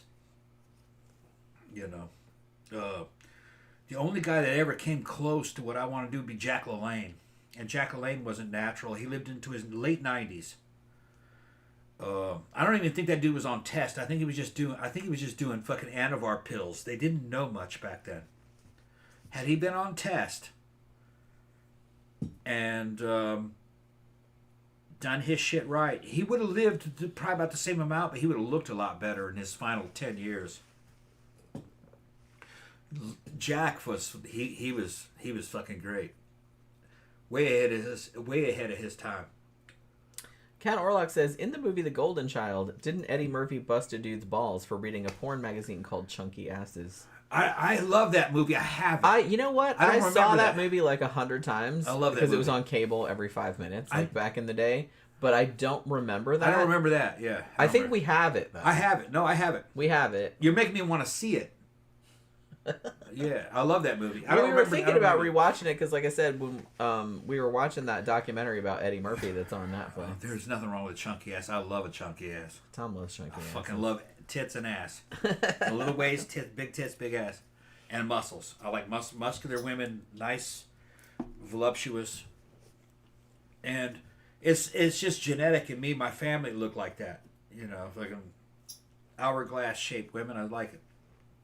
And now there's a that's how women are supposed to look for me. And now there's a the pharmacology and the knowledge of how to maintain that is out there. You can do it. Yeah, it's easier now. A lot easier now. People know why you're built like that. Yeah. And now the hormones you need estrogen, nandrolone, that helps. Fucking the proper diets and the exercise. You have to lift weight. Back in the olden days, women didn't lift weight. They didn't. I don't want to get muscles. Muscles is what makes you shaped a certain way. That's what's. It's not bone, and it's not fat. It's muscle that gets that shape. Yeah, because fat's just gonna hang there. Fat's just gonna hang, right? Yeah. And wobble around. You're right. Jen goes to the club today, the goth club and shit, and she blows fucking pretty much all those 20-year-olds away. They're either skinny or they're fat. Jen comes in there like a fucking. Yeah. Yeah, me and her be like this and that, and those girls are like, God damn. She's dressed like Alex from fucking... Oh, my Clockwork Orange. Clockwork Orange, these fucking big old fucking jugs and shit. Like a little bitty waist. It's awesome. You know? That costume came out really good. Yeah. I got a lot of compliments on it. Although, like I said, I posted it on social media, and one girl that we know, I wouldn't call her a friend necessarily. She's an acquaintance. And she's our age, I think, or she's a couple years younger, maybe. I think she's a couple years younger than I am. Who are you supposed to be? I was like, Clockwork Orange? Did you not see a Clockwork Orange? Oh, I never got into that. And I was like, okay. I'm not saying what her name is, but there's kind of a whole thing with, I don't know her that well. She comes out a lot so she's been around for years and years, so I kind of know her, but you know, I've never like hung out with her or anything. But she had a thing. She might still have a thing, I don't know. She had a thing for Tom for a long time. And so I think she's always kind of trying to do that little undermining kind of thing. Not as much as she used to, but but it's just like, I was like, of all the people when I posted those pictures, and like of all the people were like, man, that's awesome, and all this other kind of stuff, and then like for her, I was like, yeah, that sounds about right. That sounds like what you do. I don't know. It's just kind of funny to me. What's that? Oh, I was saying when I posted that picture. Which one? The Clockwork Orange one. I think you took like 3 that came out really good. I got a new one. And I posted those, and our friend, who I'm not saying what her name is, but but you said, who are you supposed to be? Oh yeah. You know who I'm talking about. Yeah. You know who I'm talking about. Look, remember the girl we put on the poster for last month? Yeah. She had a picture of us. That's right. She did take one, didn't she? Yeah, she took a picture of us, and I stole it and you stole it. I stole it from her shit, and I posted. I totally forgot that she took a picture. Yeah, now there's Chris took a picture the too, picture and I she never took saw it. All right. That's us, me dressed as Bane, and Jen is fucking Alex. Look at those fucking jugs, man.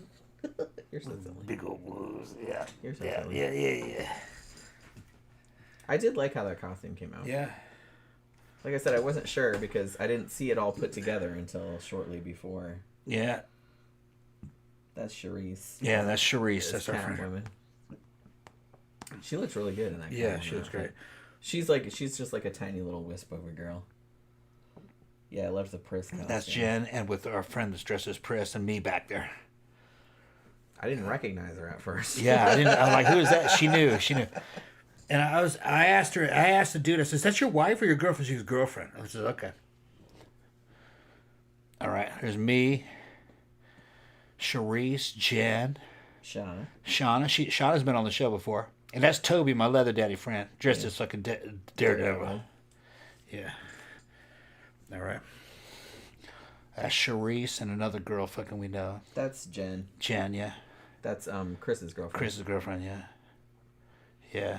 So these are all hotties. They're all our age. Yeah, they're all old fuckers. Yeah, they're all old fuckers. Old fuckers. Charisse and Toby. Toby out in the bushes. Out in the bushes, yeah. Out in the bushes. There's me as Bane. I took that right in here. Yeah. Yeah, there's my injection system. It's all fucking glowing. Ta-da! David Brown said, Jen.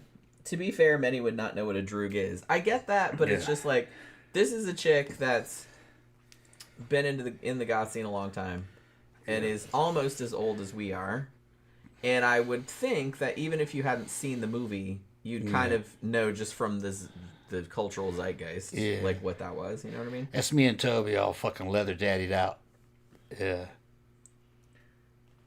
Yeah, Counter looks like your Clockwork Orange costume was badass. Thank you very much. I was so fucking relieved because I ordered all the stuff, and then I kind of half-ass tried it on. I was like, I guess that's gonna work. I'm not really sure because I didn't really put it all together until like the actual day, and then I was like, oh, okay, that worked out much better than I was expecting it to.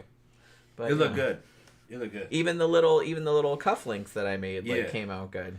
Everybody said, you look sexy. Everybody was like, oh, that's awesome. Yeah. Yeah, it's like, I was really happy with it. Well, I kept all the stuff, so if I have to do it again next year, if I have to do it again next year. I'm thinking about doing Ming the Merciless. Or Conan. Conan with his nighttime fucking camouflage, his white and black fucking body paint and the fucking brown leather breeches and the sword. Think about that. Or like a reboot of Conan, of Ming the Merciless. But I was thinking like he's kind of covered up. True. I was thinking about doing kind of like a reboot of Ming, it's sexier. Sexy Ming. Yeah, with arms exposed, maybe, you know what I mean, a sword, maybe. Because in the comic books, he has swords.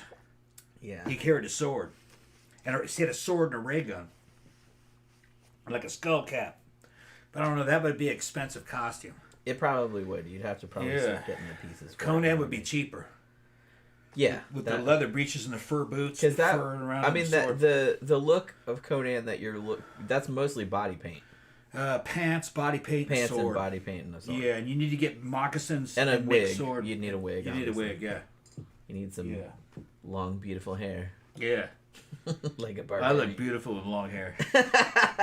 Fuck you talking about? I need a long, beautiful brown wig. I can cut that shit. You can see it's almost a mullet. Kinda. It's almost a mullet. I mean, it was the 80s. Or you could go comic book, and in the comic book version, he kind of had a fucking bags. I don't know, man. It was almost kind of round.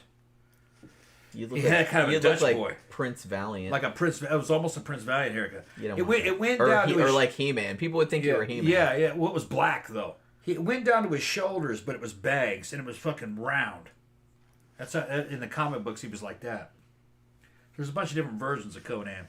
Yeah, Counterlock says, I'm glad I recommended Murder in a Blue World. It led to a great costume. Yeah, for some reason, even though Clockwork Orange is easily one of my favorite movies of all time, it never occurred to me to wear that as a costume. Yeah. I don't really know why it never did. But then when we were watching that, like as you recommended, I was like, well, duh, why don't I just fucking... It's like, that'd be pretty easy to do. Like, and it wasn't... I think the entire costume, and I'm saying hat, cane, pants...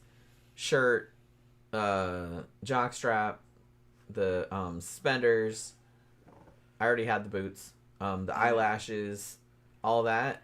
I think it ended up being like $130, like altogether, which is not bad. For a Halloween costume. Count Orlocks, I think it was Count Orlock. What do you say? You're talking about the Rock had done charities and stuff. Gotta pee. Yeah. The Rock has always come across to me, just the vibe, the energy, is that he's a good dude. That he's a guy that can be trusted with some power and authority in the entertainment world. You know, that he's not the kind of guy that's like, well, I'm gonna fuck you if you don't. He didn't really strike me as that. He doesn't strike me as the kind of guy that's like desperate to get pussy. Which, fucking, this dude here, he's using that as like a badge to throw up on his shit. Fucking The Rock, fucking, he probably had shit thrown at him since he was fucking, pretty young. He was just genetically a good looking dude and very big in wrestling. And even before he got huge, he was still a big dude, when he started in wrestling. And he had a good physique, and he's a good looking guy. And his persona is kind of positive. So I think that's kind of how he was. And I haven't heard anything bad about him. The only thing I heard about him that was like kind of like bad really wasn't like a bad thing about his personality. It was more like creative differences, and that was when he did that Shazam based movie. I think it was Shazam 2, where he played Black Adam. They said that he kind of threw his weight around behind that character. But that doesn't mean anything. I think he just had artistic preferences, or what way he wanted that character to be done on screen. I liked that movie. I liked Shazam 1. I like Shazam 2. And I thought he did a good job in that movie. It bombed. It didn't do as well as they thought. But Hollywood is fucking having serious problems right now. It's had problems in the past, but it takes a while for that shit to work itself out. And evidently there's a big merger going on where I think it's Netflix is getting ready to buy Paramount, I think. I don't remember. And that could be either extremely good or very bad. Who knows? But we're having kind of a Hollywood apocalypse. Even though I give a fuck about Hollywood. Because you don't need the amount of money Hollywood needed to make a good movie. The technology's there where you can make a great movie with not a lot of money. Just your fucking phone. So good movies are going to be made, but they're going to be made by independent and smaller fucking what do you call them, studios. And people don't realize that Hollywood's best movies, during the fucking late 70s, early 80s and everything, fucking Spielberg and Back to the Future and all that shit, that was the alternative. That's not the way Hollywood was. Hollywood made westerns. They made shitty westerns and fucking fucked up cop movies that weren't any good. That's what they really made for a long time. And it failed. Hollywood started to go, television came out, Hollywood started to fucking falter, and they went into the underground and got fucking Lucas and fucking all these new directors, Spielberg and although they became Zemeckis, and they became Hollywood royalty later. They on became because, Hollywood royalty, but that was the reboot. Yeah. And that's what happens. We're going to come to a reboot. There's going to be new Hollywood royalty. Just that it's going to look very different. Yeah, I was rewatching the Netflix series, The Movies That Made Us, and I was rewatching. I watched the Back to the Future one. I watched the Die Hard one, and I was watching the Nightmare Before Christmas one. And I had forgotten, even though I remember seeing that in the theater back in the 90s, I had forgotten that it wasn't a bomb when it first came out. But it wasn't really a big hit either, because people were Nightmare Before Christmas. Okay, yeah. And they were just kind of like, well, what? And I remember it took like more than a decade before like it started getting any momentum. Like it was way ahead of its time. And I had forgotten that it was. I remember that happening, but I forgot that it was so long. Like from the time that it came out to the time that everybody was like, oh my God, this movie's amazing. You know what I mean? My feeling is that the future is going to be streaming, and it's going to be these miniseries, these little series. Well, that's already the future. It's already that's here. the future. Like Alien Earth, man, that was good as shit. Fucking the new thing, the Welcome to Derry. I'm into that. I think that's really good. I like it better than the It movies. Yeah. Well, because the It movies were great, and they made like $1 billion or something like that. But it's just kind of like, you know, they were adapting the book, so they can only go so far. This is kind of like just playing in that world, but they can kind of do what they want with it, which I think is kind of cool. And there'll be cool movies, cool independent movies, but they'll probably mostly stream. Now, there may be theaters. Theaters might actually continue, but I think I think that's going to be a niche thing. Like, theaters might be a good place to see classic film or live stream from theater. Like, well, I loved going to see The Shining on the big screen because I didn't get to back in the day. Yeah. So I thought that was really cool. It was like a whole different experience because that's one of my favorite movies. AMC could probably make pretty good money releasing old classic films in theater. And then, well, they have been doing that. Yeah. It's not AMC doing it. It's It's Fathom Events. Yeah. Does it, like, you know, that are affiliated. And then you could live stream in the theater, like with Riff Tracks. Riff Tracks does. Man, those are so fun. I know, I love those. It's like going to the theater to see an opera, but you're going to see a comedy, and you're going to watch a movie. They're going to be fucking riffing on it. Yeah, and they're streaming from Nashville usually. Yeah, and that's a great event. I think you're going to see more shit like that. And they do it like once or twice a year. Yeah. Like they raise money on Kickstarter. Yeah.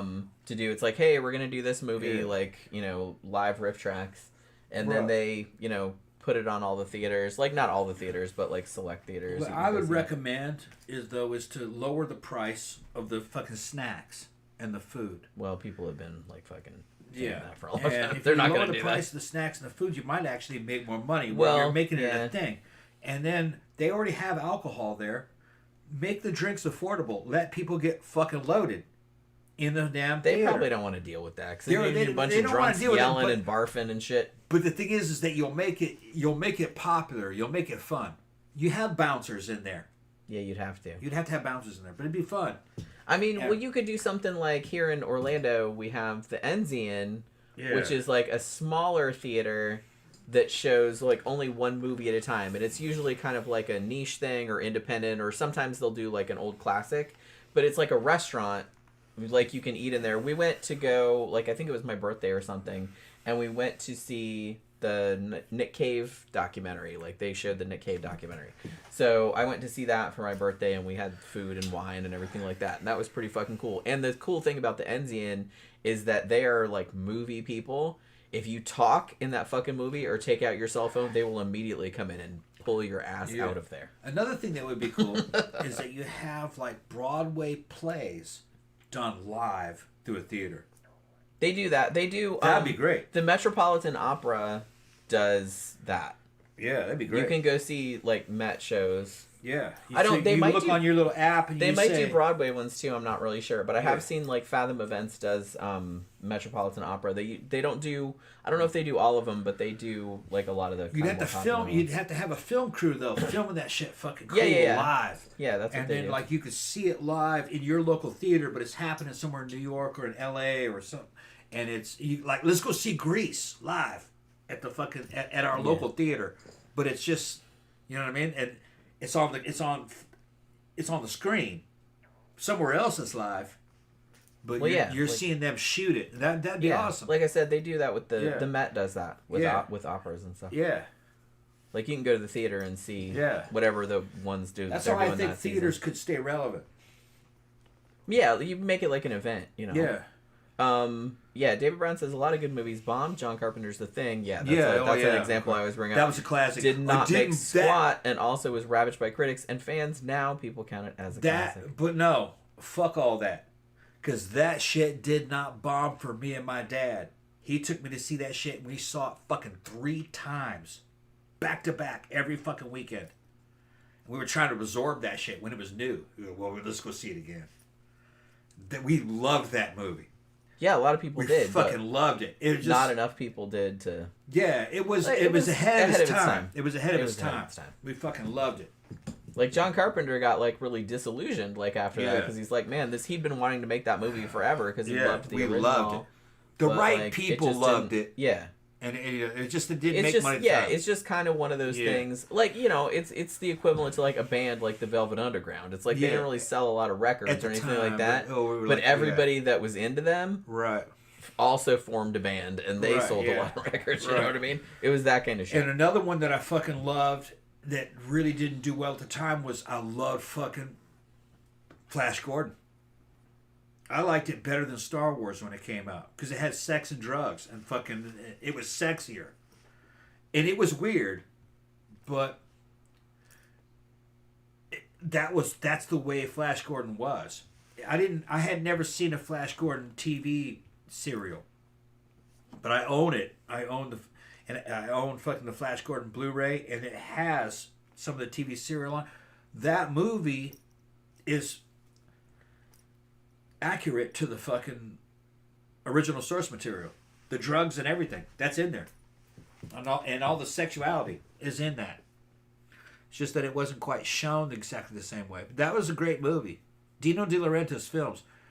And when you see it on television, back on those old CRT televisions, it looks kind of corny. When you saw it on film in the theater, it was much better because those costumes were very expensive. And in HD, you can see how good those costumes were. I was very impressed with it. I loved it. One of my favorite movies. Dino De Laurentiis Studios was a fucking fantastic studio. And it was very experimental, and they took a lot of risks, and they went out of business. Kind of ahead of its time. Dune. Conan. Yeah. Second Conan, boy, I think it kind of fucked up. Second Conan, they went more Marvel. They should have stayed with fucking John Milius, but they didn't want to pay his price. They were going broke. You know. David Brown says, I've seen 3 riff tracks live. Yeah, we saw... Yeah, first half try's fun. Manos, Birdemic, that was probably the funniest one. Giant Spider Invasion. Starship Troopers. Starship Troopers. What was the one with the guy in the octopus suit? Yeah, I forgot. We saw that one. Yeah. Octoman? I think it was called Octoman. I forgot what it was. We saw that one. We've seen a bunch of them. Riff Tracks Live is fun. I love going to that shit. Yeah, yeah. Because like it's awesome too. Because I don't every time we go, I'm like, okay, we have fun. I don't really get to hang out with other MST nerds. Yeah, yeah. Because I don't really know anybody in real life. Yeah, Riff Tracks, like an MST nerd. So it's kind of nice to like be in the theater with a bunch of other. Yeah, if y'all have not been to a Riff Tracks Live, man, check your fucking AMC app. Like I said, they do go one see or 2 Live. a year. Great, yeah. Usually, like I said, they got to raise money to do it. Yeah. But they got a channel on YouTube too. They got a bunch of free shit on there you can watch. There's some about and actually Tubi has a fuck ton of riff tracks, like full length movies, shorts, everything. There's something about going to see a live event because all the fans are there in the audience with you and everybody's laughing. It's like it's a party. It's pretty fun. It's a party. Grampter says everyone sneaks their own food and booze at my theater in Brighton. Yeah, I think we do it too. We take our own snacks. But they shouldn't be doing that. It should be cheap enough to where you can buy it there. Yeah. Now, when I'm willing to pay a little bit more than retail, but don't fucking charge me $6 for a little piece of candy. Yeah, because like when you can go to CVS and get the same thing for like $1, for like $1 or $2 or something. You know, I can understand. Because I can get 2 like boxes, boxes of M&Ms for $3. They're like $1.50 each. Yeah, they're being stupid. If they were just doing a little bit more than what you would get at a CVS, they'd make money. But they want to go for the big score. They want you to spend $100. I ain't spending $100 to see a fucking movie. Crazy? David Brown says, "Do you guys ever watch Samurai Cop? Riff Tracks did it. Yeah, I watched the Riff Tracks Samurai Cop. Not live, but I saw it on Tubi. He said, I also saw the thing 3 times in the theater. Gramthers also said Blade Runner is another movie no one liked at the time, but is now beloved. Yeah, I liked it at the time. It needed some time to like soak into the public consciousness. Yeah, but I liked it at the time. I was like, this is a good movie. And, I didn't totally understand it though. Yeah. At the time, I was like, this is a good movie. And when I got a little bit older, I was like, oh, all right. And Alien 1 and 2, of course. Oh, man. Although those were actually pretty popular at the time. Especially Aliens. That was like a huge hit. Alien 2, Aliens was huge. It was bigger than 1. David Brown said, I love Flash Gordon. Lucas wanted to make Flash Gordon into Star Wars when he could not get the rights. Yeah, that's right. That's right. Star Wars is a Flash Gordon ripoff. The original is Flash Gordon. And really, Dino De Laurentiis Studios is the only studio that has done Flash Gordon correctly. Everything else is some kind of bullshit. They need to bring that back the way they brought Dune back. Do Flash Gordon. And do fucking Flash Gordon right. Flash Gordon was Star Wars, but it was sexy. And it was fucking a lot of action. And it kind of had darker elements to it. And even though they added fucking Kala and fucking, who's the guy in Clytus, they were added. They were still a great addition. You can innovate Flash Gordon. It doesn't have to be totally canon. Fucking Kala and fucking Clytus were great modern additions to that. Fucking, I'm gonna say, yeah, that's canon now. It's because they needed a Darth Vader, and they didn't have a Darth Vader, so they added Clytus. And fucking, they were great, man, because they were into BDSM. They were fucking kinky. Kinky aliens. That was cool shit, bro. They didn't have that in Star Wars. I liked it. Alan says, what is your favorite Christmas movie of all time? It'll probably be a Christmas horror movie, like Black Christmas or something. I'm going to... Die Hard is a Christmas movie. Or Die Hard's, yeah. I mean, Die Hard's pretty hard to argue with that. Fucking, I really liked the very first fucking Christmas, the Santa Claus movie that Crusoe made. What was that called? Oh, Christmas Chronicles? Christmas Chronicles, the first one. The second one was okay, but the first one was... Yeah, I didn't love the second one. It was pretty good. But like the first one, we actually watched Christmas Chronicles. Almost every year. It's not old. It just came out on Netflix. It just came out a few years ago. Yeah. And it is wildly entertaining. Like Kurt Russell as Santa, that's just like perfect casting. Yeah. And Goldie Hawn as Mrs. Claus. Yeah. It's pretty rad. Yeah. We should watch that one again. And it's like, it's pretty cool. It's like, it kind of has an edge to it, but it's like, it's pretty fucking heartwarming. It's really nice. But like I said, I'm kind of more of a Christmas horror girl, but we were talking about that the other day, and I was, talking about all the good Christmas horror movies. Like I said, Black Christmas is still the OG, but like, there's been a lot of good ones though. Somebody mentioned Better Watch Out. That's a great one. And the anthology that had William Shatner in it, which I think is just called, what the fuck is that just called? A Christmas Horror Story or something like that. That one's really good too. There's a lot of good ones. Papa said the original Star Wars come back to theaters next year. Oh yeah. I'll see it. I'll watch it. The original or the second one that fucking... That George Lucas interfered with and added shit too? George Lucas, I'm going to add some shit edition. I'm just gonna add some shit. Thing in here.